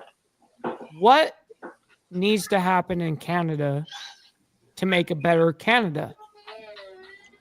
Well, see, Canada needs to do what they need to do. And you know, we've got a bunch of resources that we haven't even touched yet. We've got billions of dollars of resources in Northern Ontario in a place called the Ring of Fire that would pretty much kill our deficit. Our national debt could be paid with this shit. But you know what they're going to do? They're going to sell the mining rights to a country from America or Chile or China or somewhere like that, right? But, you know, they've got to figure out a way to get the interest rate back down without sending us into a recession. To the people, right? And you're right. And get the buildings, because once they say, if they can start building again, then that gets the whole middle class working again almost. And then you get the spin-off economy from there. Well, you need work in order to have a society. Right. Whatever work it is that people can do to make a living. So you need it. If we've got all these people that need housing and we've got all this land here to build these houses on, then what the hell are we not saying giddy up for? Well, Mike, to add that, I'm a barber, right? So if you can't make money at your trade, you're not going to come to me for a fucking haircut. Right. Nobody's going to come. They're going to start shaving their head. Right. And the guy who does roofing for a trade, he's going to need tires for his truck every year. You know what I mean? Like there's all sorts of spin-offs. Mm-hmm. Yeah, it's a domino effect for sure. It starts with the trades because you guys make a lot of money in the trades. It's not a lot, but it's good money. It's top 5%. Very good livable wage. You're not going to get rich, but I mean, if you start your own company and get into the trades, you absolutely could. Like, you could. Even when I'm slow, you know, I've had some scary times. And I'm still in the middle of scary times, but I'm a tradesman. I know I can work. But you know what's funny about that, Bob, is to give you kind of perspective compared to Canadian politics or what's happening in Canada and what's happening in America. Our next set of millionaires in the United States is HVAC personnel. Absolutely. Really? Swear to God. Our next batch of all millionaires coming through are HVAC people. I want to take the next step and teach the trade So when you look at those pictures of Ukraine and all the buildings are bombed to shit, and all those AC units are hanging off them buildings, those are all heat pumps. Those are all mini splits. That's what I do for a living. I can install 2 of them a day. You know what I mean? And bang, bang, bang, bang, bang. If they could stop bombing over there, I'd jump on a plane and help them rebuild Hey, the city. why does it matter if it gets bombed or not? You're a capitalist, right? You go over there and fucking keep building. Let them keep bombing them, and you go, "Hey, man, I'm here with another HVAC unit. You sell the firecracker. I can sell the same unit to you 7 times. And I call made in money. another. Aren't you a capitalist? What's wrong with you, Bob?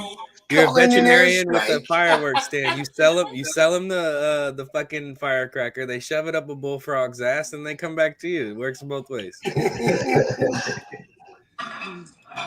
What do you think, Doug? What do you think we need to get done here to get things? See, it's doom and gloom, but we're still not in a recession yet. Well, I think first and foremost, we got to get rid of Trudeau. We got to get a whole new mindset of government. I think that's going to make a big difference. But we're going to hand the Conservatives a fucking majority, and I don't know if that's necessarily a good thing. What's wrong with the Conservatives, cuh? Yeah, well, I think they should have a majority to get rid of. That way, they don't have to fight with the crap of the other 2 parties. Well, they have to have a majority, exactly. Otherwise, nothing's going to get done. That's right. So they have to have a majority. Let's give them a shot and let's see what happens. What does it flip flop back and forth extremely for you guys, like it does with us? Because now we got everything is a pendulum. Everything is a pendulum. We go liberal, conservative, conservative, liberal, liberal, liberal, conservative, conservative, liberal. Yeah, there's no seems to be in between. And when we did have an in between, it was the NDP, and they almost bankrupt Canada in 6 months.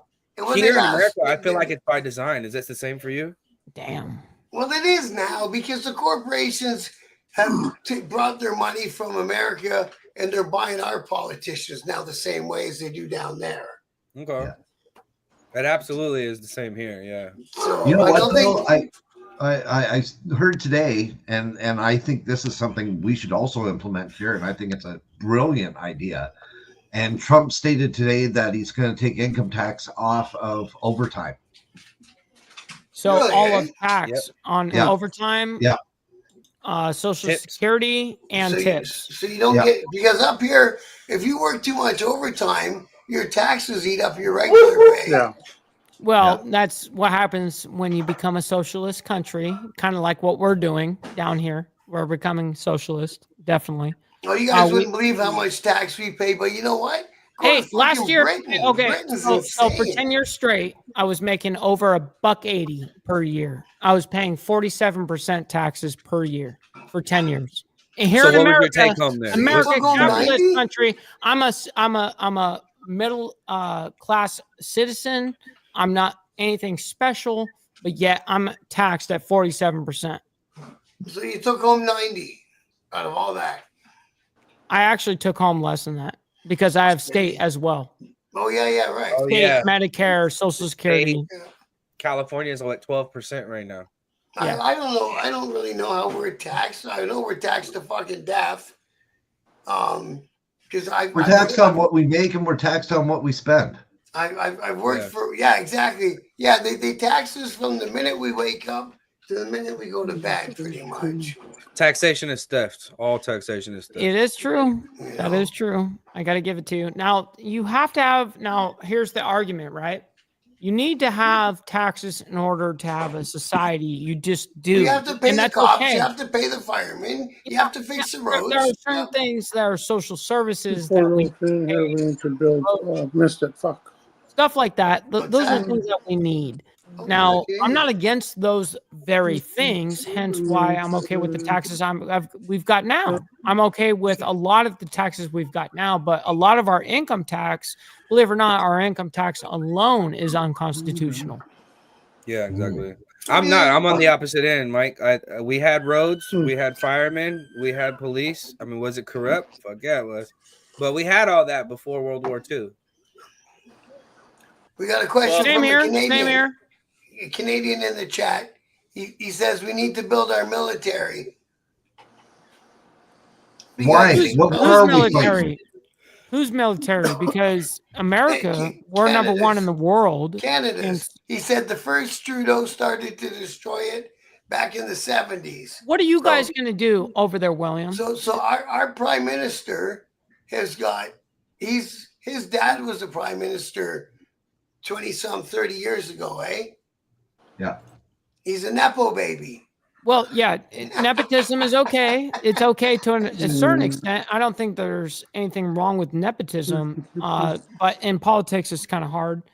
But when it comes to, for instance, Trudeau having some sort of more arms or missiles or nukes or whatever the case is, listen, the only reason why we've got some serious backing from, well, like serious conviction from Zelensky, Trudeau, all these different, Putin, even, like, it's all based off the United States. We are the number one in the world. And like I did say, it takes some arrogance and ignorance combined to make that fucking shit happen. But guess what? We're number one in the world for a reason. You know, hence our Navy. Our Navy's the number one in the world. No one could ever compete to that. No, fuck no. No way. Mikey, when you're number one, there's always going to be someone who wants to be number one. It's a crab in a bucket theory. I'll bring you down so I can bring myself up. It's one of those very weird phenomenons. But anytime you're the number one in anything, I don't care if it's in the world or in sports or anything, you're going to be attacked for being the number one position. And hence why, for instance, even the election, everyone watched the election results because they know that it's going to trickle down to them. And meanwhile, people are going, I don't believe in trickle-down economics. Meanwhile, it really does trickle down to your country too.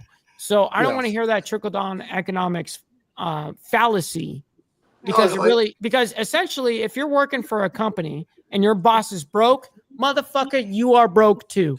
But that's not what trickle-down means. Trickle-down economy has nothing to do with that. It's saying that you got to let the boss take the biggest piece of the pie and throw you a couple crumbs. Okay, why would I be opposed if I'm seeking employment? Why would it be opposed to my, what our whole operation is to do is to make money, not only for you and for our investors, everybody involved. But it makes a guy like it me makes say, you, if you're not making money, there's an issue, right? But a guy like me is going to say, I'm not busting my ass, so you get all the monies, so that I can go and start my own company. Okay, well, that's an outlier situation and hence of trade. And I can see what you're saying there, because I actually come from a trade background as well, and I can break off and do whatever the fuck I want. I know what you're getting at. And yes, there is going to be that. But here in America, we have so much bureaucracy. We have so much red tape that we have to go through.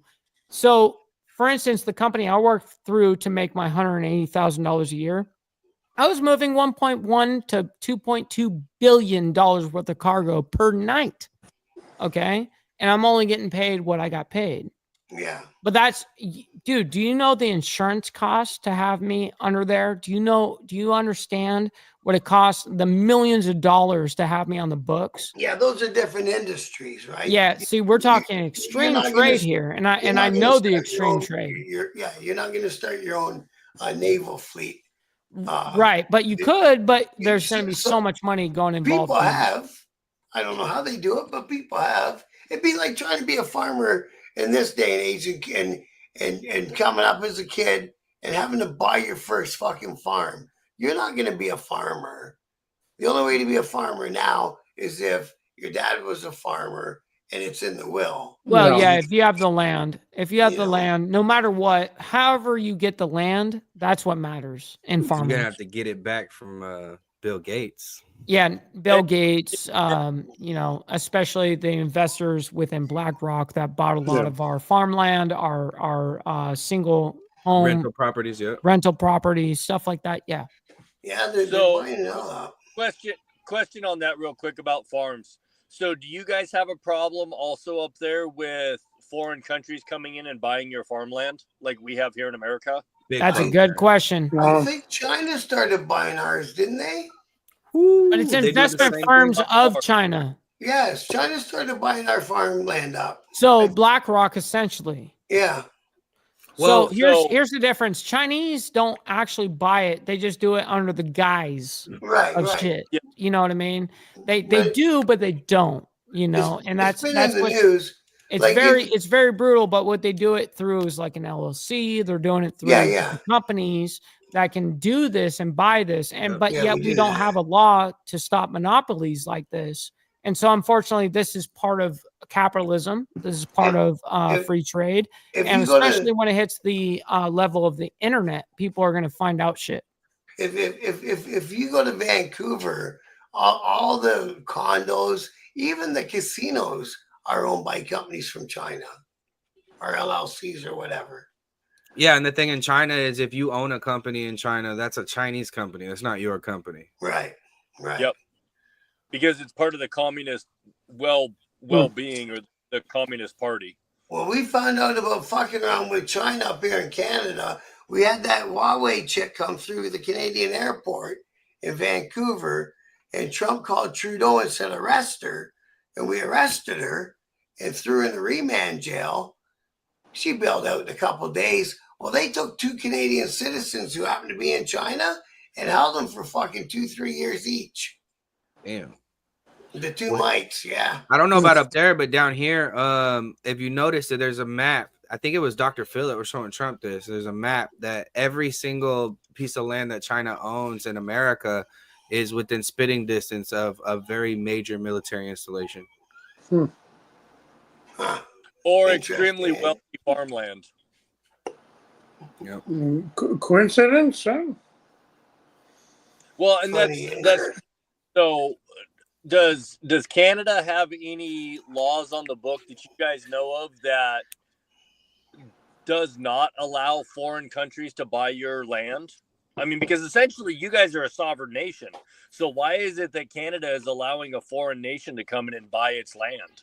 Exactly. Unless it's by design. I keep saying that. You gotta think. We'll leave our people out of this conversation. You gotta think Canada, the government will straddle the fence a little bit. You know what I mean? Obviously, they've got to stay friendlier with the U.S. because they're closer and they got more guns and shit. But they also appease the Chinese government as well. You know what I mean? They keep them happy too.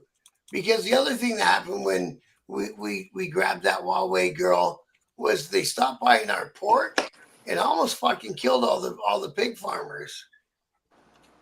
Just from one country stopping to buy one product. He said India is ordering his here. Where'd that even come from, William? Who raised Cub? So that's something that I would like to really see happen here. And I don't know if Trump will do it or not, but basically kick all of the non-U.S. owners of land out and say, nope, annexing this back from y'all. It's eminent donation. I don't care how he goes about doing it, and give it back to, sell it at an auction. See, that's the thing. I don't know if you can do all that. Did you guys hear about this one? William in the comments. Mike mentioned it to me the other day, but I missed what you were talking about until I walked out the door. We're in a big beef right now with India. So somehow we got these gangs imported into the country from India, or so they say, and they're doing hits for the Indian, not the government. What is it? The separatists? He said, hurry up and wait. Did you guys hear about that? No. Nah, that's the first time hearing about that. Did you hear about it, Doug? No. No. I thought we were cool with the Indians. No. Trudeau's in a fight with the Indian. Indian took a bunch of their diplomats back home and everything. Good night, Hardwire. I don't find it far-fetched though, bro. Not anywhere, man. Yeah. I mean, even America's pissed off at India right now because they're part of that BRICS thing. Facts. Well, India's doing the same thing. They're straddling the fence, right? They're trying to steal they're happy that Trump's mad at China because they know those big factories won't come back to the U.S., but they'll come back to India. So now they're offering their cheap labor, and so they can get those factories. They're So just why mad not? they've like never had a shit. solid Why bowel the movement. factories won't come back to America? Did you- I know. Don't get me wrong. I'm not being naive about it. I know that not all the factories are going to come back. But No. what makes you say that none of them will? Well, I don't mean none of them. But Good question. Did you realize how much shit like us guys, North America gets? Because everything that we buy here, like from Johnson & Johnson, say Band-Aids, it's made in China, shipped to the U.S., and then trucked to Canada. So it goes through the U.S., and some money gets tacked on. That's why we pay more for everything. And then That's our fault for letting that fucking happen. No, I think you guys. No, you guys get a piece of the action for the product coming through your country. Compared to what we could be getting. Yeah. But here's the thing, though. Wouldn't it be better for both of our countries if we just made it in the United States and sold it to you direct? Yeah, right, no kidding. Then it no benefits kidding. the U.S. more, and it benefits you more because And it's then right next door. you know what also happens is when United States has got lots of manufacturing, we get a bunch of spin-off plants in our country. Well, Yeah, the that's initial true. hurt, Yeah. it starts off hurting because you're paying more for your products. But Well, in I'm the sure long when we run- do good, you do good. 100%. If America goes into a recession, we go into it like right away. You're feeling it right now, aren't you? Right away. Yeah, fuck yeah. Biden was a great help to your guys' country, right? Nobody was a great help. Not even our own government, man. Yeah, exactly. Well, that's why we see Trump as like some sort of beacon of hope, right? So I was explaining to this earlier in the tactical world and in competitive shooting, we have what's called DOPE, data on previous engagements. And in the past, in the 4 years we did have Trump, we did pretty well. I mean, the only thing on TV was like gay rights stuff, to be honest. And there were shootings. Yep, but you're right. Nobody was bitching about their fucking money. As soon as Biden took over, man, I raised, I got 7 now, but at the time I had 5 when Biden took over. Like everything, my income doubled because I went from 70% to 100% on the VA. But everything went up with it. Yeah, so inflation. The only reason I push back on those statements is it's not from when Biden took office. It's from when fucking we all got shut down with COVID. COVID fucked both of our economies. I would say yes, that the world leaders in that took control.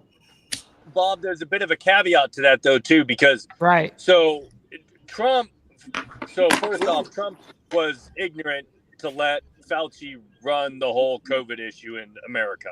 And 2, had Trump got reelected, I don't think our country would have been shut down for nearly as long as it was because Trump knew that Americans needed to go back to work.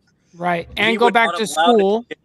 Everything not allowed it to shut down as long, and he wouldn't have given out nearly the amount of effing money that Biden gave out, which then created an inflation issue because you had people getting paid to sit at home and not go to work. Right, but still, the whole thing that triggered everything was COVID.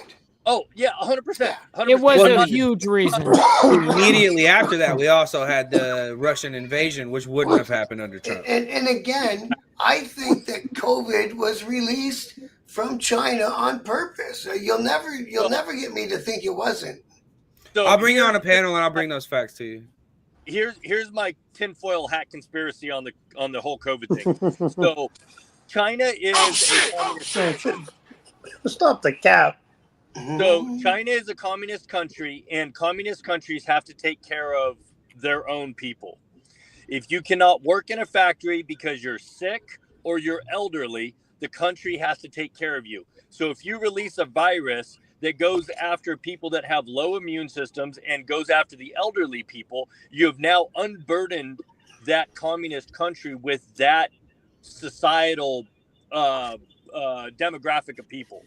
And so I believe that they released it to eliminate their population that's not healthy and can't be productive members of the Communist Party in order to get rid of that. They thinned out their own herd as well. 100% they did. Exactly. Yeah. And that's why they released it, was to thin out their own herd. So that way they could then have better economy. unfortunately, it spread all across the world. Because I posted the patent number for you guys. Do you know when they told us all to stay the fuck home and don't do nothing and blah, blah, we're gonna send you some money, whatever, they were still sending plane loads of people from mainland China to the fucking Toronto airport. Yep. Why? When COVID hit, I was working in New Jersey because I was traveling at the time for work, and all of a sudden there's all these immigrants showing up in the airport, and people in New Jersey are going, what the hell? You know, like, why are we we got this thing that there's rumors that came out of China. Why are all these Chinese people showing up in New York and New Jersey at the airports? And, right. Then 2 weeks later I got laid off and I drove my ass back to Texas. But and I never did understand that. But anyway, that's what I think is their economy was starting to chug, so they slowed down everybody's economy in the hopes that they would catch up. But all they did was fucked up the whole world's economy in the process. So now we gotta get our way back out of it. Well, China is notoriously sloppy. You guys ever order anything in the mail with bubble wrap and you bust it? The air is from China. Yeah. Yeah. But look at the countries that didn't shut down the way that other countries in the world did, and look at how they didn't have that steep drop, and they didn't have the major recession problems because I'm not even going to pretend to know the names of the countries, but there was about, I think, 3 or 4 countries that didn't shut down, and they didn't have nearly the issues that the rest of the world had because they didn't shut down. But like you say, that's as far as the economy being in the toilet, I agree. It's in the fucking toilet.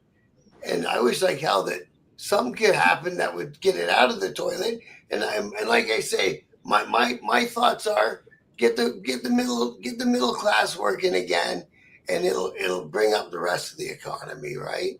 They're the guys that spend, they're the guys that have a mortgage, all that shit, right? We said that about Americans too. Bring back the middle class, right? If we bring that back, it'll bring back a lot of industry. It'll bring back a lot of jobs. It'll bring back a lot of good things for the economy. Quit thinking you're going to get rich one day on crypto fucking currency. Yeah, no kidding. And no go kidding. to fucking work. You're right. Yeah, facts. Stupid. But man, those kids that are rich on crypto, man, I wish I was one of them. Yeah, me too. I'm jealous. It's okay. Yeah. It's okay. I'm jealous.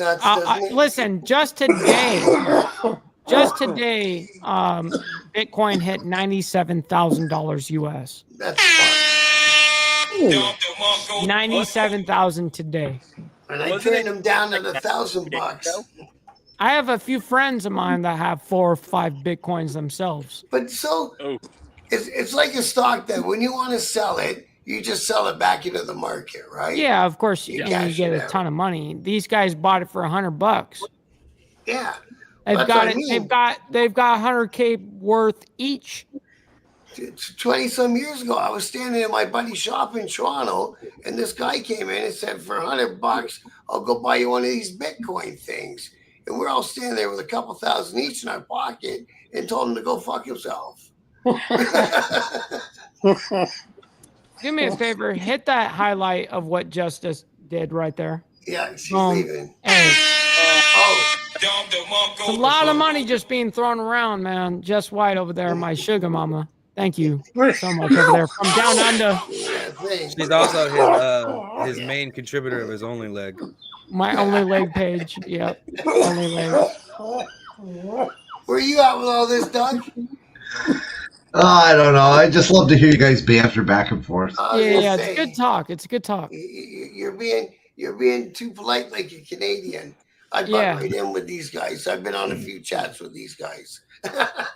He's like, Bob is like, I've been preparing. I'm ready to fight the world against these guys. Yeah, I watch Mike's shit every morning. I know what he's about. I've been seeing him come around, though. You know what I mean? I've been seeing Bob come around. Hey, listen, there's certain facts that you can't refute. That's it.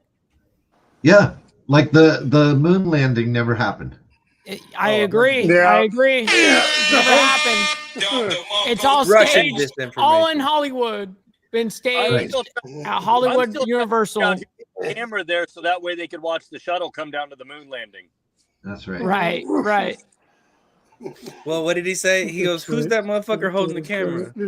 That's Yeah, right. he's like, The shit so mama. you're the first guy on the moon, but yet you're the guy that's holding the camera as you step onto the moon the very first time. And then you launch off of the moon, and there's a Unprecedented time. camera And that goddamn watching camera's still there. watching the who's holding the camera? Who raised her? Who's You coming know- back for homie? You know what Not it is only for me? but- You know what it is for me? Now think about this, okay? And this is good because this is just relative to what just happened. So just last week they had the rocket that came down. Remember that? And they showed it on TV and the arms come out and they grab a hold Okay, of it. yeah, Elon Musk. So yeah, so finally here we are, 2024, and we finally were able to go. Oh, where am I? Put it in reverse and park it. No Right? kidding. So you're telling me back in the 60s they were able to swing that thing out there and also No. back it up and park it on the moon is what you're telling me. No, definitely did not happen. And not Parallel just that, park but on the the moon. thrust from the rockets Yes. would have blown dust for months before they would have been able to see anything. Well, and the bigger thing is, so they go up there and they're in this little tiny capsule that lands on the moon. How Yeah. the hell did the little dune buggy thing get up there too? Yeah. Right. It was already there. Yeah. So funny. You know what? That spacecraft was made out of the same material my fucking hat's made out of too. Tinfoil. Exactly. Call it- Well, and then like I guess you don't even really have to like even go down the rabbit hole with actual science. Just look at Buzz Aldrin and all of the Yes, got more for you, interviews he's been in on where he's Five getting more, like bro. furious now. Yeah. He's like, "No, kid, it didn't happen." Look at Jess. Another Shit, five. 5 more. Oh shit! Hold on. Yeah, man. Yeah, thank you, Jess. Jess coming in hot, man. It's a lot of money flying around tonight. We Thank need you. more. Yeah. We need. Okay, so if you are on Mike Ball's page right now and you don't have a membership, because I know 10 of these motherfuckers are getting refunded. Yeah. Go on there yeah. and make sure that you actually can receive memberships. All I've got is that one. How do you do that? How do you do that though? I got that I haven't one figured it out that gives yet. I haven't even $2 figured or it out. something. Hey, I'm on I don't know that because one. I bought my own membership, but Yeah, me too. I bought that one that's like $2 a month or something. You've got to click on your little profile icon picture, and then you go into the settings and you click accept gifts. let's see. Holy fuck, eh? Let's see which one. So Google account, Switch account, No, on the YouTube. YouTube people. settings. Okay. Yeah, and then thing under there like accept gifts or something like that, and you click on that. All right, do me a favor. Do me a favor, real quick, you guys. Yeah. So, over the moon landing, we had to do it. We had to do it. Just over the moon landing by that self. All right, hit the share. Hit the share on that real quick. I just have to do it. It's like 40 seconds. Sorry, Mike. Hang on. I gotta come back over here. I was fucking out with the other thing. For this thing? Yeah. Fucking moon landing was fucking bullshit because everyone's telling you that was fucking wrong. Showed me. Yeah. So fucking explain to me. Here you go. The guy's getting off the rocket ship. Who the fuck is filming him? Who's filming him? A guy? How'd the fucking guy get up there if this is the first guy supposed to be on the fucking moon? A Exactly. different rocket ship? I don't know. So they sent the rocket shit up there. He got off and he's like, all right, come on up now. I'm ready to fucking film. What if Are it you was- what fucking if it was the same serious? rocket ship? He's supposed to be the first guy on the moon. It's bullshit. The car. How the fuck did the car fit in that rocket ship? Look, how did that car fit in the rocket ship? He's right. Okay, you're right. More bullshit. Then the guy's floating around with a big fucking cord to his stomach, and they're telling you that's his fucking life support. What's it give? Was it fucking feeding him through the fucking tube like a baby? They're bouncing around like a fucking jerk off. Yeah, watch. Let me show you. There it goes. Bye bye. You know what? I'm gonna stay behind. You guys go back to Earth. I'll fucking die up here. And how the fuck did he get the film back to Earth? Yeah, look, the fake fucking parachute. Hey, we're home now. What happened to the guy back on the moon? They just left him? I guess. Yeah, everyone guesses they don't have any fucking facts. Bullshit.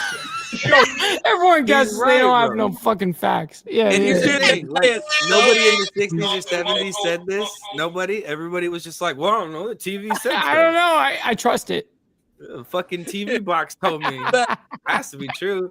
Well, actually, But you know here's- what? That is kind of the consensus because I've heard BD say a few times, well, I can't trust the news. No, motherfucker, you can't trust the news. How you just not figuring that out? No one trusts the news. I love CNN. No, stop watching that. Stop watching the bullshit. But Yeah. You know, back then when that happened, everybody in America had such that Americana ideology that they just assumed that the media was being 100% truthful 100% of the time. They believed the government media at the Yep. time. Yep. You look at Hook what Dog. people like trust the government mainstream media now. It's like 20%. Hook Dog brought that up this morning on Mike's channel, and he was, I can't, Hook, please forgive me, I'm not going to quote you word for word, but he was basically saying that, yeah, all the old school guys, like, they hate Russia because they knew the facts. And I'm like, not necessarily because they knew the facts. It's because back then they were really hardcore indoctrinated to hate Russia. I know I didn't grow up being told anything about Russia. My only opinion about Russia, I mean, I guess we did because of the Cold War, but like my only opinion about Russia comes from just what I see. You know, so I don't necessarily hate him. I don't think he's necessarily great, but I don't hate him. You can kind of see it for what it is. But the generation before us was like, dude, at one point, what was it in the 50s or something? Like you were a pinko. Like if you were a Russian sympathizer, like you'd be put in jail. You'd be fired from your job. That was the McCarthy era. Yeah. Like all you had to do was McCarthy just say era, like, hey, are these guys really that bad? And it's a wrap. But America's had an idea, that type of ideology against communism forever, because even Charlie Chaplin was considered to be like a communist sympathizer and a Nazi sympathizer. Yep, you're right. You look at By the way, it real quick, hold on, real quick. Just White comes in with 10 Australian, by the way. So it's like 99 cents here in America. Hey, thank you so much. Thank you so much for your Australian money. You know, thank you very much. Appreciate you from down under. Point at me now that she's actually seen me on camera, isn't she? Yeah. She's Now, trying to see you're down under. Blair, you've been exposed. Now she knows. She's not going to take any of my smart ass comments no more. Is she? No, she's gonna be like, you boomer ass. Hey, if I have to get up here and be a public figure, you do too, Blair.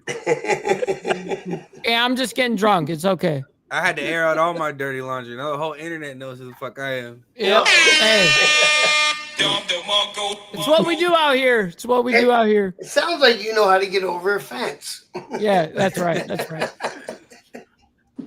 Did you Well, swim listen, that fucking I river? appreciate you guys very much for having me on the panel tonight. Thank you guys for lecturing me on what's going on in Canadian politics. The truth be told, I only know a very small amount compared to American politics, right? I only know what I can refer to, what I have dealt with my entire life. Of course, when you're number one in anything, you're not comparing yourself to anybody else, right? So the truth is I don't know your guys' government like that, and it's very impressive to hear your guys' worldview, and I really appreciate the exchange. I want you guys to know that whether it was something that I agreed with or not, it's something that I really appreciate. So thank you to Bob and everyone on the panel for coming on tonight. Thank you guys, and if you guys are sticking around when Bob wraps all of this up, I've got some people that this is sending a raid over to. So listen, man, much love, honor, respect to you guys on the panel. Thank you guys for tonight, and we'll see you guys very soon. All right. Thanks, Mike. See you guys. Peace out, Mike. All right. Yeah, Well, I man. appreciate you having me on, Bob. I'm gonna go over there with Mike because he wants me to come in and pop in on his Instagram live. But I appreciate you guys having me on. Yeah, man. No stress. And remind me when I'm coming over to your channel. Yeah, absolutely. We gotta set it up right now. Very, very nice chatting with you. Thanks, guys. December 18th is my my next opening. I got a couple guys. So if you want that, I can go. Actually, no, you No, are we already penciled written in on something the in the 11th. other night. Yeah, you're written in on the 11th. We'll, so I have get you. it. Okay. All right. All right, brother. Thanks for coming over. Yeah, you as well. I appreciate you guys. Thank you guys for coming on. And hey, when you guys are ready to overthrow your government, just know that we support you. Like the snow Mexicans up there. Send the truckers. Absolutely. Yeah. Hey, we'll send our truckers. Our truckers are hardcore down here. Damn truckers. At least yours will be strapped. Yep. Well, you guys have a good night. I appreciate it. Much love. All right. On Nice chatting with Good you. night. I'm going to make my exit here as well, Bob. It was nice chatting with everyone. Yeah, man. Politics is not my big thing, but it was a very interesting conversation. I do hope for next year that the outlaws get to lay the wreath. I hope that gets sorted out. Is it realistic? Probably not. It's just sad that it is that way, and that's my opinion. But Thanks, awesome Joseph. chatting with you guys, and I hope you guys have an awesome evening. All right, brother. Thanks for coming on, Joseph. Take care, guys. Take care. Yeah. Right on, man. Yeah, that was good, man. I thank you guys for all coming on. Thanks for dropping in on us, Claire.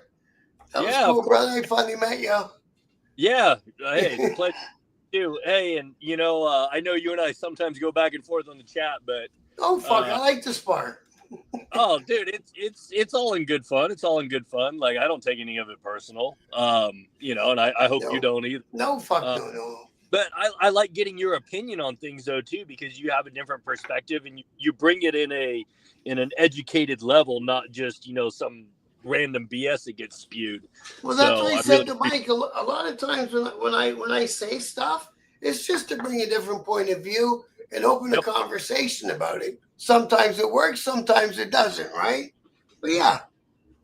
Hey, I've always said for years, like, if I'm in a room and I'm the smartest person in that room, I'm in the wrong room because I need to be in a room with smarter people. So I love listening to other people talk and get their perspective and opinion on things. So, it was definitely an honor to be up here with you tonight and talk to y'all and get a perspective on Canadian politics and economy and stuff too, because we don't learn about any of that stuff down here in America. They don't teach any of that. They don't even teach about our politics and economy down here. So it was definitely learn about other countries. Yeah, man. No, I appreciate you coming, brother. Yeah, appreciate it. All right, I'm out. Okay, Y'all have good night. a good night. Thanks, bro. All right. Well, thanks for hanging in there, Doug. Hey, no problem. Thank you again for having me. It's always fun. Yeah, it didn't go exactly the direction, but I liked it. It was a good time. Yeah, it was good. I mean, we started off with the one direction, and that's what happens when you get a number of people from, especially different countries in this case. I mean, you're going to get different ideas and different views on things, and hope you don't mind that I suggested a couple of different topics in there just to throw it off and see what happens. So, thanks, Doug. Okay, thanks. Have a good one. We appreciate you, brother. All right. Love you. All right. Okay. Good night, bro. Okay, man. Oh, I got to end it.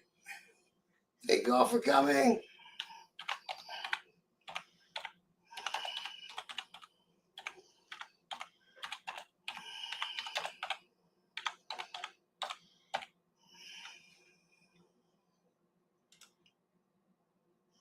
And good night, guys. Much love and respect.